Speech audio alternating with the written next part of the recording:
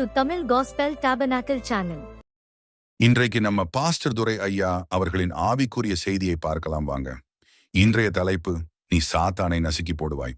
கர்த்தருடைய பரிசுத்த நாமத்துக்கு மகிமை உண்டாவதாக. கர்த்தாவின் விசுத்த நாமம் மகத்துவப்படுமாறாகட்ടെ. இந்த ஆசீர்வதிக்கப்பட்ட முதல் நாள் மாலை வேளையிலே உங்களை சந்திப்பதில் கிறிஸ்துவுக்குள் மகிழ்ச்சி அடைகிறோம். ഈ അനുഗ്രഹീത പ്രഥമ ദിന സന്ധ്യായുഗത്തിൽ നിങ്ങളെ കാണുവാനിടയായതിൽ കർത്താവിൽ വളരെ സന്തോഷിക്കുന്നു. ரோமருக்கு எழுதின நிருபம் 16ஆம் அதிகாரம் 20ஆம் வசனத்தை நாம் ஒரு விசை வாசிக்க கேட்கலாம். ரோமருக்கு எழுதிய ലേഖനം 16ஆம் അധ്യായം 20ஆம் വാക്യം വായിച്ചു കേൾക്കാം. சமாதானத்தின் தேவன் சீக்கிரமாய் சாத்தானை உங்கள் கால்களின் கீழே நசுக்கி போடுவார். நம்முடைய கர்த்தராய் இயேசு கிறிஸ்துவினுடைய கிருபை உங்களுடனே கூட இருப்பதாக. ആമേൻ. സമാധാനത്തിന്റെ ദൈവമോ വേഗത്തിൽ സാത്താനെ നിങ്ങളുടെ കാൽ കീഴെ ചതച്ചു കളയും. നമ്മുടെ കർത്താവായ യേശു ക്രിസ്തുവിന്റെ കൃപ നിങ്ങളോട് കൂടി ഇരിക്കുമാറാകട്ടെ. கர்த்தருடைய பரிசுத்த நாமத்துக்கு மகிமை உண்டாவதாக. കർത്താവിന്റെ വിശുദ്ധ നാമം മഹത്വപ്പെടുമാറാകട്ടെ. சமாதானத்தின் தேவன் சாத்தானை உங்கள் கால்களின் கீழே நசுக்கி போடுவார் என்று நாம் இப்பொழுது வாசிக்க നാം ഇപ്പോൾ വായിച്ചു കേട്ടത് സമാധാനത്തിന്റെ ദൈവം സാത്താനെ നമ്മുടെ കാൽ കീഴെ ചതച്ചു കളയുമെന്നാണ്. ஆண்டவராகிய இயேசு கிறிஸ்து இந்த பூமியிலே கடந்து வந்ததனுடைய பிரதான நோக்கம் அதுவாகவே இருக்கிறது. നമ്മുടെ കർത്താവായ യേശു ക്രിസ്തു ഈ ഭൂമിയിൽ ആഗതനായതിന്റെ പ്രധാന ഉദ്ദേശം ഇത് തന്നെയാണ്. ஆண்டவராகிய இயேசு கிறிஸ்து இந்த உலகத்தில் பிறந்தது, மரித்தது, மறுபடி உயிரோடு எழும்பினது, மறுபடி பரத்திற்கு போனது, மறுபடியும் வரப்போகிறது எல்லாமே தெளிவாக சொல்லப்பட்டாலும் இயேசு கிறிஸ்து இந்த பூமியிலே கடந்து வந்ததற்கு மிக முக்கியமான ஒரு நோக்கம் சாத்தானை நசுக்கும்படியாக. നമ്മുടെ കർത്താവായ യേശു ക്രിസ്തു ലോകത്തിൽ ആഗതനായി അവൻ കഷ്ടങ്ങൾ സഹിച്ചു, അവൻ മരിച്ചു, അവൻ ഉയർത്തെഴുന്നേറ്റു, സ്വർഗാരോഹണം ചെയ്തു, അവൻ വീണ്ടും വരും. ഇതൊക്കെ വ്യക്തമായി പറയുന്നുവെങ്കിലും കർത്താവായ യേശു ക്രിസ്തു ലോകത്തിൽ വന്നതിന്റെ ഒരു പ്രധാന ഉദ്ദേശം എന്നത് സാത്താനെ നമ്മുടെ കാൽക്കീഴെ ചതച്ചു കളയുവാൻ വേണ്ടിയാണ്. இதைத்தான் ஆதியாகமம் 3ஆம் அதிகாரம் 15ஆம் வசனத்தை நாம் பார்க்கும் பொழுது ஸ்ரீயின் வித்தானவர் உன் தலையை நசுக்குவார் என்று சொல்லப்பட்டிருக்கிறது. ഉൽപ്പത്തി പുസ്തകം 3ആം അധ്യായം 15ആം വാക്യത്തിൽ സ്ത്രീയുടെ സന്തതി നിന്റെ തലയെ തകർക്കും എന്ന് അവിടെ പറഞ്ഞിരിക്കുന്നു. அவர்தான் ஆண்டவராகிய இயேசு கிறிஸ்து. അത് നമ്മുടെ കർത്താവായ യേശു ക്രിസ്തു. அவர் இந்த உலகத்திலே வந்து சாத்தானுடைய தலையை நசுக்கினது மாத்திரமல்ல பிரியமானவர்களே, இன்றைக்கும் அவன் எழும்பும் பொழுது மறுபடியும் அவன் சபையின் கீழே, சபையினுடைய காலின் கீழே அதை மறுபடியும் நசுக்கி போடுவார் என்று சொல்லப்பட்டிருக்கிறது. യേശു ക്രിസ്തു സാത്താന്റെ തലയെ തകർത്തത് മാത്രമല്ല, ഇന്നും അവൻ എഴുന്നേൽക്കുമ്പോൾ സഭയുടെ കാൽ കീഴെ സാത്താന്റെ തലയെ ചതച്ചു കളയുമെന്ന് പറഞ്ഞിരിക്കുന്നു. இன்றைக்கும் அவனுடைய சக்திகள் பூமியிலே பல விதங்களில் கிரியை செய்கிறதை நாம் பார்க்கிறோம். ഇന്നും അവന്റെ ശക്തി പല വിധത്തിൽ ഭൂമിയിൽ പ്രവർത്തിക്കുന്നത് നമുക്ക് കാണാമല്ലോ. இன்றைக்கு அவனை கீழே தள்ளிவிட்டபடினால் அவன் பல இடங்களில் இருந்து பல விதங்களில் சபைக்கு விரோதமாக, ஜனத்துக்கு விரோதமாக, இல்லாவிட்டால் தேசத்தில் உள்ளதான பாவப்பட்ட ஜனங்களுக்கு விரோதமாக அவன் போராடுகிறதை நாம் இன்றைக்கு கண்கூடாக காண்கிறோம். അവനെ താഴെ തള്ളിയിട്ടത് കൊണ്ട് അവൻ സഭയ്ക്ക് വിരോധമായി, ജനത്തിന് വിരോധമായി, ദേശത്തിലെ സാധാരണക്കാർക്ക് വിരോധമായി പല നിലകളിൽ പ്രവർത്തിക്കുന്നത് നമുക്കിന്ന് വ്യക്തമായി കാണുവാൻ കഴിയും. தனக்கு அந்த மேன்மையான இடம் கிடைக்காத பொழுது தன்னை போல யாருக்குமே அது கிடைக்க கூடாது என்பது பிசாசினுடைய ஒரு தந்திரமாக இருக்கிறது. ഉന്നത സ്ഥാനം തനിക്ക് ലഭിക്കാത്തത് കൊണ്ട് തനിക്ക് ലഭിക്കാത്ത സ്ഥാനം മറ്റുള്ള ആർക്ക് ലഭിക്കരുതെന്നുള്ളതാണ് പിശാചിന്റെ ദുരുദ്ദേശം. ஏசாயா 14ஆம் அதிகாரத்தின்படி அவனை அவர் மேலே இருந்து கீழே தள்ளுகிறதை நாம் பார்க்க முடியும். യെശയ്യാവ് 14ആം അധ്യായ പ്രകാരം നോക്കിയാൽ കർത്താവ് അവനെ മുകളിൽ നിന്ന് താഴേക്ക് തള്ളിയിടുന്നത് കാണാം. அவன் தன் இருதயத்திலே வடதிசையில் உள்ள சீயோன் பர்வதத்தை வாஞ்சித்த பொழுது உடனே அவனை கீழே தள்ளுகிறதாக நாம் பார்க்கிறோம். ഉത്തരാദിക്കിലുള്ളതായ സിയോൻ പർവ്വതം അവൻ തന്റെ ഹൃദയത്തിൽ മോഹിച്ചപ്പോൾ അവനെ താഴേക്ക് തള്ളിയിട്ടതായി കാണാം. ஏசாயா 14:13 நாம் அதை பார்க்க முடியும். യെശയ്യാവ് 14:13 അത് കാണാം. தொடர்ச்சியாக நீங்கள் பார்க்கும் பொழுது அவனை அகால பாதாளத்திலே தள்ளி விடுகிறார் என்று சொல்லப்பட்டிருக்கிறது. തുടർന്ന് വായിക്കുമ്പോൾ അവനെ അഗാധ പാതാളത്തിൽ തള്ളിയിടുന്നതായും കാണാം. இன்றைக்கும் கூட அவனுடைய வல்லமைகள் சபைக்கு விரோதமாக, ஜனத்துக்கு விரோதமாக, தேசத்துக்கு விரோதமாக போராடுகிறதை நாம் எல்லாரும் உணர்கிறோம். ഇന്നും അവന്റെ ശക്തികൾ സഭയ്ക്ക് വിരോധമായി, ജനത്തിനെതിരായി, ദേശത്തിനെതിരായി പോരാടുന്നത് നമുക്ക് മനസ്സിലാക്കാം. இன்றைக்கும் கூட ஒவ்வொரு தேசத்தின் வல்லமைகள் முழுவதுமே தேசத்தை அவன் கட்டுப்படுத்துகிறான் என்றும் கூட வேதத்தில் இருந்து நாம் விளங்கிக் கொள்ள ഇന്നും ബൈബിളിൽ നിന്ന് മനസ്സിലാക്കുവാൻ കഴിയുന്നുണ്ട്. മുഴു ലോകത്തിനും ദേശങ്ങളുടെ ശക്തിയെ അവൻ നിയന്ത്രിക്കുന്നു എന്ന് മനസ്സിലാക്കാൻ കഴിയുന്നു. இந்த முதலாம் நாள் கூட்டத்திலே சாத்தானை நாம் நசுக்க வேண்டியபடியாக தேவன் விரும்புகிறார். ഇന്ന് ഒന്നാമത്തെ യോഗത്തിൽ തന്നെ സാത്താനെ നാം ചതച്ചു കളയണമെന്ന് ദൈവം ആഗ്രഹിക്കുന്നു. இந்த கேரளத்திலே போராடி கொண்டிருக்கிற வல்லமைகளை நாம் மிதிக்கும் பொழுது, நசுக்கும் பொழுது மறுபடியும் இந்த ஊழியங்கள் தலை துவங்க ஒரு வாய்ப்பு இருக்கிறது. ഈ കേരളത്തിൽ പോരാടുന്നതായ ശത്രുവിന്റെ ശക്തികളെ നാം ചതച്ചു കളയുമ്പോൾ വീണ്ടും ഇവിടെ വേല അഭിവൃദ്ധിപ്പെടുവാനുള്ളതായ അവസരമുണ്ട്. ஒவ்வொரு தேசத்துக்கும் ஒவ்வொரு வல்லமைகள் விழுந்து அதை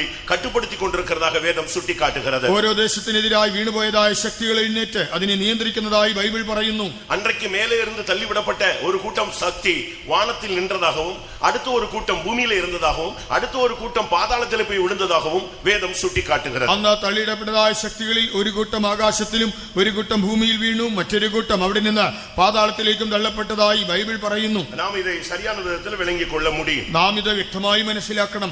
லூக்கா எழுதின சுவிசேஷத்தை நாம் பார்க்கும் பொழுது, ലൂക്കോസ് എഴുതിയ സുവിശേഷം വായിക്കുമ്പോൾ 10 அதிகாரம் 18 வசனத்திலே அந்த விழுந்து போன ஒரு வல்லமை வானத்திலேயே நின்று கொண்டதாக பார்க்கிறோம். 10 അധ്യായം 18 വാക്യത്തിൽ അവിടെ തള്ളപ്പെട്ടതായ ശക്തി അത് ആകാശത്തിൽ നിൽക്കുന്നതായി കാണാം. வெளிப்படுத்தல் 2 அதிகாரம் 13 வசனத்தை பார்க்கும் பொழுது சாத்தான் தன்னுடைய சிங்காசனத்தை பூமியிலே போட்டிருக்கிறதாக வேதம் சொல்லுகிறது. വെളിപ്പാട് പുസ്തകം 2 അധ്യായം 13 വാക്യത്തിൽ സാത്താൻ തന്റെ സിംഹാസനം ഭൂമിയിൽ സ്ഥാപിച്ചിരിക്കുന്നെന്ന് ബൈബിൾ പറയുന്നു. யூதா நிருபத்திலே 6 வசனத்தை பார்க்கும் பொழுது அந்தகாரத்திலே ஒரு வல்லமையை தள்ளி அவர் கட்டி முத்திரை போட்டு வைத்திருக்கிறார் என்றும் வேதம் சொல்லுகிறது. യൂദായുടെ ലേഖനം 6 അധ്യായത്തിൽ വായിക്കുമ്പോൾ ഒരു കൂട്ടം ദൂതന്മാരെ അവൻ അന്ധകാര ചങ്ങലയിൽ ബന്ധിച്ചു വെച്ചിരിക്കുന്നെന്ന് കാണാം.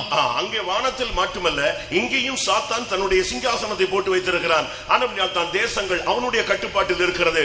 நாம் சரியாக அந்த வல்லமையை அழிக்கும் பொழுதுதான் நமக்கு விடுதலையும் ஜெயமும் சபையினுடைய ஸ்தானமும் பாதுகாக்கப்படும். ആകാശത്തിൽ മാത്രമല്ല ഭൂമിയിലും സാത്താൻ തന്റെ സിംഹാസനം സ്ഥാപിച്ചവൻ ദേശങ്ങളെ ഭരിക്കുന്നത് കൊണ്ട് നാം ഈ നാളുകളിൽ അവന്റെ തലയെ തകർത്തെങ്കിൽ മാത്രമേ വീണ്ടുമായിട്ട് സഭയുടെ ആസ്ഥാനം സൂക്ഷിക്കപ്പെടൂ. தானியேல் 10 அதிகாரம் 13 வசனத்திலே பார்க்கும் பொழுது பெர்சியாவின் அதிபதி என்ற ஒரு வார்த்தையை நாம் பார்க்கிறோம். ദാനിയേൽ 10:13 വായിക്കുമ്പോൾ പാർസി സാമ്രാജ്യത്തിന്റെ പ്രഭു എന്ന് കാണാം. தானியேல் 10:20 பார்க்கும் பொழுது கிரேக்கு தேசத்தின் அதிபதி என்று பார்க்கிறோம். 10:20 കാണുമ്പോൾ യവന ദേശത്തിന്റെ പ്രഭു എന്ന് കാണാം. இந்த வல்லமைகள் அந்தந்த தேசத்தை கட்டுப்படுத்திக் கொண்டு ஒரு மனிதன் என்ற பெயரிலே உலகத்திலே ஒரு கட்சி ஒரு பார்ட்டியை வைத்து அது ஆளுகை செய்தாலும் இதற்கு பின்னாலே ஒரு வல்லமை இருக்கிறது. ഈ ദുഷ്ടശക്തികൾ അതാത് ദേശത്തെ അവ നിയന്ത്രിച്ചു വയ്ക്കുന്നു. ഒരു വ്യക്തിയുടെ രൂപത്തിലോ അല്ലെങ്കിൽ ഒരു സംഘടനയുടെ രൂപത്തിലോ അവ പ്രവർത്തിക്കുന്നുവെങ്കിലും ഇതിന്റെ പിന്നിൽ ഒരു വലിയ പൈശാചിക ശക്തിയുണ്ട്. சரியான அபிஷேகமும் சரியான வெளிப்படுத்தலும் உள்ள தேவ ஜனங்கள் மட்டுமே இந்த வல்லமையை புரிந்து கொள்ளவும் முடியும், இந்த வல்லமையை மேற்கொள்ளவும் முடியும். ശരിയായ അഭിഷേകം വെളിപ്പാടുമുള്ളതായ ദൈവജനത്തിന് മാത്രമേ ഇതിനെ തിരിച്ചറിയാനും കീഴ്പ്പെടുത്തുവാനും കഴിയൂ. இந்த வல்லமையினுடைய சக்திகள் என்ன? ഈ ദുഷ്ടശക്തികളുടെ ബലം എന്താണ്? இது உலகத்தை ஆளுகிறதோ இல்லையோ தேவ ஜனத்துக்கு விரோதமாக எழும்புகிறதை நாம் விளங்கிக் கொள்ள இயலும். ഇതാ ലോകത്തെ ഭരിക്കുന്നോ ഇല്ലയോ, പക്ഷേ ദൈവജനത്തിന് വിരോധമായി എഴുന്നേൽക്കുന്നത് കാണാം. தேவ ஜனத்தினுடைய ஜெபங்களுக்கு பதில் வராமல் தடுக்கிற அந்த பெர்சியாவின் அதிபதியை நீங்கள் வேதத்திலே பார்க்க முடியும். ദൈവജനത്തിന്റെ പ്രാർത്ഥനയ്ക്ക് മറുപടി ലഭിക്കാതെ തടുക്കുന്നതായ പാർസി രാജ്യത്തിന്റെ പ്രഭുവിനെ കാണാം. ஒவ்வொரு தேசத்தை மாத்திரமல்ல, ஒவ்வொரு வில்லேஜையுமே அவன் கண்ட்ரோல் பண்ணுகிறான். ഓരോ ദേശങ്ങളെ മാത്രമല്ല ഗ്രാമങ്ങളെയും അവൻ നിയന്ത്രിക്കുന്നു. ஆபகுக்கு 3 அதிகாரம் 14 வசனத்தை பார்க்கும் பொழுது ഹബക്കൂക്ക് 3:14 ஒவ்வொரு கிராமத்தின் அதிபதிகளை குறித்து பார்க்கிறோம். அவைகளை கர்த்தர் உருவ குத்தி போடுவார் என்று வேதம் சொல்லுகிறது. ഓരോ ഗ്രാമത്തിന്റെയും അധികാരികളെ കാണാം. കർത്താവ് അതിനെ താഴെയിടുമെന്ന് കാണുന്നുണ്ട്. இந்த உலகத்திலே இந்த உலகத்தின் அதிபதி முழு உலகத்தை ஒவ்வொரு தேசமாக பிரித்து அவன் ஆளுகை செய்கிறது மாத்திரமல்ல, முழு உலகத்தையும் கட்டுப்படுத்தும்படியாக அவன் இறங்கி கிரியை செய்கிற ஒரு தீவிரமான நாட்கள் தான் இந்த நாட்கள். ലോകത്തിന്റെ പ്രഭു ഈ ലോകത്തെ പല ഭാഗങ്ങളായി പ്രദേശങ്ങളായി വിഭജിച്ച് ഭരിക്കുന്നത് മാത്രമല്ല, മുഴുവൻ ലോകത്തെയും ചേർത്ത് അവൻ ഭരിക്കുവാനായിട്ട് അതിതീവ്രതയോടെ പ്രവർത്തിക്കുന്ന പ്രയത്നിക്കുന്ന കാലമാണിത്. இந்த முதல் நாள் கூட்டத்திலேயே சாத்தானை கட்டிவிட்டால் மீதி உள்ள கூட்டங்கள் எல்லாம் ஆசீர்வாதமாக செழிப்பாக எந்த பிரச்சனையும் இல்லாமல் நடக்கும் என்று நான் விசுவாசிக்கிறேன். ആകയാൽ ഈ പ്രാരംഭ യോഗത്തിൽ തന്നെ സാത്താനെ നാം ബന്ധിച്ചു കഴിഞ്ഞാൽ ഇനിയുള്ള യോഗങ്ങളെല്ലാം തന്നെ തടസ്സം കൂടാതെ വളരെ സമൃദ്ധിയായി നല്ല നിലയിൽ നടക്കുമെന്ന് ഞാൻ പ്രതീക്ഷിക്കുന്നു. சிலுவையிலே அவனுடைய தலையை நசுக்கினது மாத்திரமல்ல, ரோமர் 16:20 சொல்லுகிறது, மறுபடியும் உங்கள் கால்களின் கீழே அவனை ஒரு விசை நசுக்கி போடுவார். ക്രൂശിൽ അവന്റെ തലയെ തകർത്ത് കളഞ്ഞത് മാത്രമല്ല, റോമർ 16:20 വായിക്കുമ്പോൾ ദൈവം വീണ്ടും സാത്താനെ നിങ്ങളുടെ കാൽ കീഴെ ചതച്ചു കളയും. சிலுவையில் அவர் பெற்ற ஜெயத்தை நாம் முதலாவது நமக்கு சொந்தமாக மாற்ற வேண்டும். ക്രൂശിൽ അവൻ നേടിയതായ ജയത്തെ നാം ആദ്യം നമ്മുടെ സ്വന്തമാക്കി മാറ്റണം. நாம் எப்பொழுதெல்லாம் ஒவ்வொரு ஸ்தானத்தை எட்டுகிறோமோ, அபிஷேகத்தில் வளருகிறோமோ, இல்லாவிட்டால் தாழ்ந்து போகிறோமோ, அந்த நேரங்கள் எல்லாம் இந்த சக்தி நம்மை சந்திப்பதை நாம் பார்க்க இயலும். നാം നമ്മുടെ ആത്മീയ ജീവിതത്തിൽ മുന്നേറുമ്പോൾ, അഭിഷേകം പ്രാപിക്കുമ്പോൾ, ഒരു സ്ഥാനത്തെത്തുമ്പോൾ, അല്ലെങ്കിൽ നമുക്കൊരു അധപതനം ഉണ്ടാകുമ്പോഴെല്ലാം ഈ ശത്രുവിന്റെ ശക്തികൾ നമ്മെ നേരിടുന്നത് നമുക്ക് കാണാം. இயேசு அபிஷேகம் பெற்றவராக அவர் வெளியே வந்த உடனே அவரை சோதிக்கும்படியாக ஒரு சக்தி வந்து 3 விசை அவரை சோதித்ததாக வேதம் சொல்லுகிறது. எல்லாருக்கும் தெரியும். യേശു അഭിഷേകം പ്രാപിച്ചപ്പോൾ തന്നെ സാത്താൻ അവന്റെ അടുക്കൽ വന്ന് അവനെ 3 പ്രാവശ്യം പരീക്ഷിച്ചത് നമുക്ക് എല്ലാവർക്കും അറിയാം. இவனை குறித்து இயேசு கிறிஸ்து திரும்ப பேசும் பொழுது அவன் ஒரு உலகத்தின் அதிபதி என்று அவர் பேசுகிறார். കർത്താവായ യേശു ക്രിസ്തുവിനെ കുറിച്ച് വീണ്ടും പറയുമ്പോൾ ലോകത്തിന്റെ പ്രഭു എന്നാണ് പറയുന്നത്. கர்த்தருடைய பரிசுத்த நாமத்துக்கு நாமத்துக்கு மகிமை உண்டாவதாக. കർത്താവിന്റെ വിശുദ്ധ നാമം മഹത്വപ്പെടുമാറാകട്ടെ. யோவான் 12:31 அவர் அவனை உலகத்தின் அதிபதி என்று இயேசு சுட்டிக்காட்டுகிறார். യോഹന്നാൻ 12:31 കർത്താവായ യേശു അവനെ ലോകത്തിന്റെ പ്രഭു എന്നാണ് ചൂണ്ടിക്കാണിക്കുന്നത്. யோவான் 14:30 அவனை மறுபடி அவர் சந்தித்ததாக வேதம் பார்க்கிறோம். യോഹന്നാൻ 14:30 അവൻ വീണ്ടും വന്നതായി നമുക്ക് കാണാം. இவன் இன்றைக்கும் சபைக்கு விரோதமாக எழும்புகிற ஒரு சக்தி. ഇവൻ ഇന്നും സഭയ്ക്ക് വിരോധമായി എഴുന്നേൽക്കുന്ന ഒരു ശക്തിയാണ്. அவன் உலகத்தின் அதிபதி. ஆண்டவராகிய இயேசு கிறிஸ்து நம்முடைய ரட்சிப்பின் அதிபதி. കർത്താവായ യേശു നമ്മുടെ രക്ഷാനായകനാണ്. അവനോ ലോകത്തിന്റെ പ്രഭുവാണ്. எபிரேயர் 2ஆம் அதிகாரத்திலே நம்முடைய ரட்சிப்பின் அதிபதியை அவர் உபத்திரவங்களின் வழியாக பூர்ணப்படுத்துகிறது. அவருக்கு ஏற்றதா இருந்தது என்று வேதம் சுட்டிக்காட்டுகிறது. എബ്രായ ലേഖനം 2ആം അധ്യായത്തിൽ വായിക്കുമ്പോൾ നമ്മുടെ രക്ഷാനായകനെ താൻ അനുഭവിച്ച കഷ്ടങ്ങളാൽ തികഞ്ഞവനാക്കുന്നത് ദൈവത്തിന് യുക്തമായിരുന്നു. இந்த உலகத்தின் வல்லமையை ஒரு விசுவாசி, ஒரு தேவனுடைய பிள்ளை, ஒரு அபிஷேகம் பெற்றவன் சரியான அபிஷேகத்தின் நிறைவு இருந்தால்தான் அவனை ஜெயிக்க இயலும். ഈ ലോകത്തിന്റെ ശക്തിയെ ഒരു വിശ്വാസി അഭിഷേകം പ്രാപിച്ചവന് യഥാർത്ഥമായ അഭിഷേകത്തിന്റെ നിറവുണ്ടെങ്കിൽ മാത്രമേ അതിനെ ജയിക്കുവാൻ സാധിക്കൂ. இன்றைக்கு சபைக்கு விரோதமாக இந்த உலகத்தின் வேஷங்கள் எழும்புகிறதை பார்க்கலாம். ഇന്ന് സഭയ്ക്ക് വിരോധമായി ഈ ലോക വേഷങ്ങൾ എഴുന്നേൽക്കുന്നത് കാണാം. உலகத்தின் ஆசைகள் ஜனங்களுக்கு விரோதமாக எழும்புகிறதை பார்க்கலாம். ലോകമോഹങ്ങൾ ജനത്തിന് വിരോധമായി വരുന്നത് കാണാം. உலகத்தின் கவலைகள் சபையை நெருக்குகிறதை நாம் பார்க்கிறோம். ലോകത്തിന്റെ വിചാരങ്ങൾ സഭയെ ഞെരുക്കുന്നതും കാണാം. இன்றைக்கும் இந்த வல்லமைகளை நாம் எதிர்க்கும்படியாக நமக்கு தேவன் ஒரு வல்லமையுள்ள ஒரு அபிஷேகத்தை கொடுத்திருக்கிறார். ഇന്നും ഈ ശക്തികളെ എതിർക്കുവാൻ ദൈവം നമുക്ക് ശക്തിയുള്ള ഒരു അഭിഷേകം തന്നിട്ടുണ്ട്. கர்த்தருடைய பரிசுத்த நாமத்துக்கு மகிமை உண்டாவதாக. കർത്താവിന്റെ വിശുദ്ധ നാമം മഹത്വപ്പെടുമാറാകട്ടെ. இன்றைக்கு அவன் விழுந்து போன ஒரு வல்லமை, ஆனால் இன்றைக்கு அவன் பல ஸ்தானங்களில் நின்று தன்னுடைய வல்லமையை வெளிப்படுத்தி எதிர்த்து போராடி கொண்டிருக்கிறதை நாம் பூமியிலே பார்க்க இயலும். അന്ന് അവൻ വീണുപോയ ഒരു ശക്തിയാണെങ്കിലും ഇന്ന് അവൻ പല സ്ഥാനങ്ങളിൽ നിന്നുകൊണ്ട് അവൻ തന്റെ ശക്തിയെ വെളിപ്പെടുത്തി അവൻ പോരാടിക്കൊണ്ടിരിക്കുന്നത് കാണാം. சபைக்கு விரோதமாக, സഭയ്ക്ക് വിരോധമായി, உலகத்துக்கு விரோதமாக, ലോകത്തിനെതിരായി, பரிசுத்தவான்களுக்கு விரோதமாக, ശുദ്ധന്മാർക്കെതിരായി, நல்ல அபிஷேகம் பெற்ற விசுவாசிகளுக்கு விரோதமாக, നല്ല അഭിഷേകം പ്രാപിച്ച ദൈവജനത്തിനെതിരായി, வாலிப பிள்ளைகளுக்கு பையங்களுக்கு விரோதமாக, യുവതി യുവാക്കൾക്കെതിരായി, நம்முடைய வருங்கால சந்ததிக்கு விரோதமாக, നമ്മുടെ ഭാവി തലമുറയ്ക്കെതിരായി, சபையின் பரிசுத்தத்துக்கு விரோதமாக, സഭയുടെ വിശുദ്ധിക്കെതിരായി, சபையின் மறுரூபத்துக்கு விரோதமாக, സഭയുടെ രൂപാന്തരത്തിനെതിരായി, இப்படி பல விதங்களிலே அவன் போராடுகிறதை நாம் பார்க்க இயலும். എങ്ങനെ വിവിധ നിലകളിൽ അവൻ പൊരുതുന്നത് കാണാം. இதைத்தான் எபேசியர் 6ஆம் அதிகாரம் 12ஆம் வசனத்திலே பவுல் தெளிவாக பேசுகிறார். എഫേസ്യ ലേഖനം 6:12 പൗലോസ് ഇത് വ്യക്തമായി പറയുന്നുണ്ട്. நம்முடைய போராட்டங்கள் மாம்சத்தோடும் இரத்தத்தோடும் அல்ல. നമുക്ക് പോരാട്ടമുള്ളത് ജഡരക്തങ്ങളോടല്ല, நம்முடைய போராட்டங்கள் துரைத்தனங்களோடும் அதிகாரங்களோடும் என்று அவர் தெளிவாக பேசுகிறார். വാഴ്ചകളോടും അധികാരങ്ങളോടുമാണ് നമുക്ക് പോരാട്ടമുള്ളതെന്ന് താൻ പറയുന്നു. பிரபஞ்சத்தின் அந்தகார லோகாதிபதிகளோடு நமக்கு போராட்டம் உண்டு. ഈ അന്ധകാര ലോകാധിപതികളോട് നമുക്ക് പോരാട്ടമുണ്ട്. வான மண்டலங்களில் உள்ள பொல்லாத ஆவிகளின் சேனைகளோடு நமக்கு போராட்டம் உண்டு. സ്വർലോകങ്ങളിലെ ദുഷ്ടാത്മ സേനകളോട് നമുക്ക് പോരാട്ടമുണ്ട്. ஒவ்வொரு இடங்களிலும் இப்ப கொட்டாரக்கரைன்னு வச்சுக்கோங்களேன், கொட்டாரக்கரையை கண்ட்ரோல் பண்றதுக்கு ஒரு ஸ்பிரிட் இருக்கு. കൊട്ടാരക്കര എന്ന് പറയുമ്പോൾ അതിനെ നിയന്ത്രിക്കുന്ന ഒരു ദുരാത്മാവുണ്ട്. நம்முடைய ஒரு பாஸ்டர் திருப்பதிக்கு மாற்றமாகி போனார். നമ്മുടെ ഒരു പാസ്റ്റർ തിരുപ്പതിക്ക് സ്ഥലം മാറ്റമായി പോയി. அவர் புதிதாக அந்த பழைய ஃபெய்த்தவங்க போயிருந்த போது താൻ അവിടെ ആദ്യമായി ആ പഴയ ഫെയ്ത്തോവിൽ ചെന്നപ്പോൾ ஃபர்ஸ்ட் நாள் அவர் மார்னிங் பிரைசிங் முடிச்சிட்டு வெளியே வந்து படுத்திருந்தார். താൻ അതിരാവിലെ സ്തോത്രാരാധന കഴിഞ്ഞു വന്ന് കിടന്നു. கொஞ்ச நேரத்துல ஒரு லைட் தெரிந்தது. അപ്പോൾ ഒരു വെളിച്ചം കണ്ടു. தூரத்துல இருந்து அது வந்து கொண்டே இருந்தது. ദൂരെ നിന്ന് അത് വന്നുകൊണ്ടിരുന്നു. அவருக்கு ஆச்சரியமா இருந்துச்சு, இப்படி இவ்வளவு நாள் நம்ம பார்த்ததே இல்லையே. താൻ അത്ഭുതപ്പെട്ട് ഇതുവരെ കണ്ടിട്ടില്ലല്ലോ. அது வந்து கொண்டே இருந்தது. അതിങ്ങനെ അടുത്ത് വരുന്നു. அவர் ஒரு அப்படி யோசிச்சார், ஒருவேளை ஃளைட் லைட்டா இருக்கும், கொஞ்சம் தாள அடிச்சிட்டு போறான்னு போல. ഒരു വിമാനത്തിന് വെളിച്ചമാകാം, അതൊരൽപ്പം താഴ്ന്നു പറക്കുകയായിരിക്കാം. நேரமாக ஆக அது ரொம்ப க்ளோஸாகவே வந்து விட்டது. എന്നാൽ അത് വളരെ അടുത്ത് വന്നു. அப்பொழுது அவருக்கு ஒரு டவுட், ஒருவேளை கர்த்தர் ஏதோ ஒரு வெளிச்சம், ஒரு தரிசனம் கொடுக்கிறாரோ இப்படின்னு வேற மாதிரி சிந்திக்க ஆரம்பிச்சார். താൻ ചിന്തിച്ചത് ഇനി ദൈവം തരുന്ന ദർശനമായിരിക്കുമോ. இன்னும் கொஞ்ச நேரத்துல அது ஃபேட்டம்குள்ளே வந்துருச்சு. എന്നാൽ അല്പസമയത്തിനുള്ളിൽ അത് വിശ്വാസ വീട്ടിൽ വന്നു. அந்த வெளிச்சம் கிட்ட வந்த உடனே தான் இவருக்கு புரிஞ்சது, அந்த வெளிச்சத்துல இருந்து சந்தனம், குங்குமம், இந்த ஒரு மாதிரி வித்தியாசமான ஸ்மெல் அடிக்க ஆரம்பிச்சு. അപ്പോൾ ആ വെളിച്ചം അടുത്ത് വന്നപ്പോഴാണ് അതിൽ നിന്ന് കുങ്കുമത്തിന്റെയും ചന്ദനത്തിന്റെയും എല്ലാം ഒരു ഗന്ധം വരുവാൻ തുടങ്ങി. உடனே அபிஷேகத்துல இருந்து எழும்பி அந்நிய பாஷை பேசி அந்த ஆவியை கடிந்து, உனக்கு எங்க இங்க என்ன வேலை போ அப்படின்னு சொன்னார். ഉടനെ താൻ ആത്മാവിൽ നിറഞ്ഞ അന്യഭാഷയിൽ സംസാരിച്ച് ആ ദുരാത്മാവിനെ ശാസിച്ച് നിനക്കിവിടെ എന്ത് കാര്യമെന്ന് പറഞ്ഞ് അതിനെ ഓടിച്ചു. அந்த வெளிச்சத்திலிருந்து ஒரு சத்தம், ആ വെളിച്ചത്തിൽ നിന്നൊരു ശബ്ദം, புதிதாக வந்திருக்கிறாய் என்று கேள்விப்பட்டேன், பார்த்து விட்டு போகலாம் என்று வந்தேன். പുതുതായിട്ട് വന്നെന്ന് അറിഞ്ഞു, ഒന്ന് കണ്ടിട്ട് പോകാമെന്ന് കരുതി വന്നതാണ്. ஒரு ஆளு டிரான்ஸ்பர் ஆகி வந்ததுக்கு அது டைரக்டா வருது. ഒരാൾ സ്ഥലം മാറി വന്നെന്ന് അറിഞ്ഞപ്പോൾ നേരിട്ട് കാണാൻ വന്നതാണ്. இது என் வாழ்வில் நான் பார்க்கும் பொழுது, എന്റെ ജീവിതത്തിൽ ഞാൻ നോക്കുമ്പോൾ, நான் தஞ்சாவூர் போய் சேர்ந்தேன். ഞാൻ തഞ്ചാവൂരിൽ ചെന്നപ്പോൾ ஃபர்ஸ்ட் நாள் நான் படுத்தேன். ഞാൻ ആദ്യ ദിവസം അവിടെ കിടന്നപ്പോൾ ஒரு 2 நிமிஷம் கூட நான் படுத்தது ഒരു 2 നിമിഷം പോലും ആയില്ല. ஒரு சக்தி டைரக்டா அப்படி மேல வந்து அமர்வதற்கு வருகிறது. നേരിട്ട് എന്റെ മേലിരിക്കുവാൻ വരുന്നു. உடனே ஆவியானவர் இது ஒரு பிசாசு அப்படினு சொல்றார். ഉടനെ ദൈവാത്മാവ് പറഞ്ഞത് ഒരു പിശാചാണ്. அந்த செகண்ட் அபிஷேகம் நிறைஞ்ச உடனே அந்த ஆவி போனது. ചില സെക്കൻഡുകൾ ആത്മാവിൽ നിറഞ്ഞപ്പോൾ അത് പോയി. இப்படி பலவிதமான வல்லமைகள் ஒவ்வொரு ஊழியர்களுக்கும் ஒவ்வொரு தேவனுடைய பிள்ளைகளுக்கும் ஒவ்வொரு தேசத்துக்கும் ஒவ்வொரு கிராமத்துக்கும் ஒவ்வொரு வல்லமையும் போராடி கொண்டிருக்கிறதை தேவ ஜனங்கள் விளங்கிக் கொள்ளணும். பிசாசின் தந்திரங்களை நீங்கள் அறியாதவர்கள் அல்லவே. ഇങ്ങനെ ഓരോ വിശ്വാസിക്കെതിരായി, ശുശ്രൂഷകനെതിരായി, സഭയ്ക്കെതിരായി, ഗ്രാമങ്ങൾക്കെതിരായി, ദേശത്തിനെതിരായി പിശാചിന്റെ ശക്തി പോരാടുന്നു എന്നുള്ളത് നമ്മൾ മനസ്സിലാക്കണം.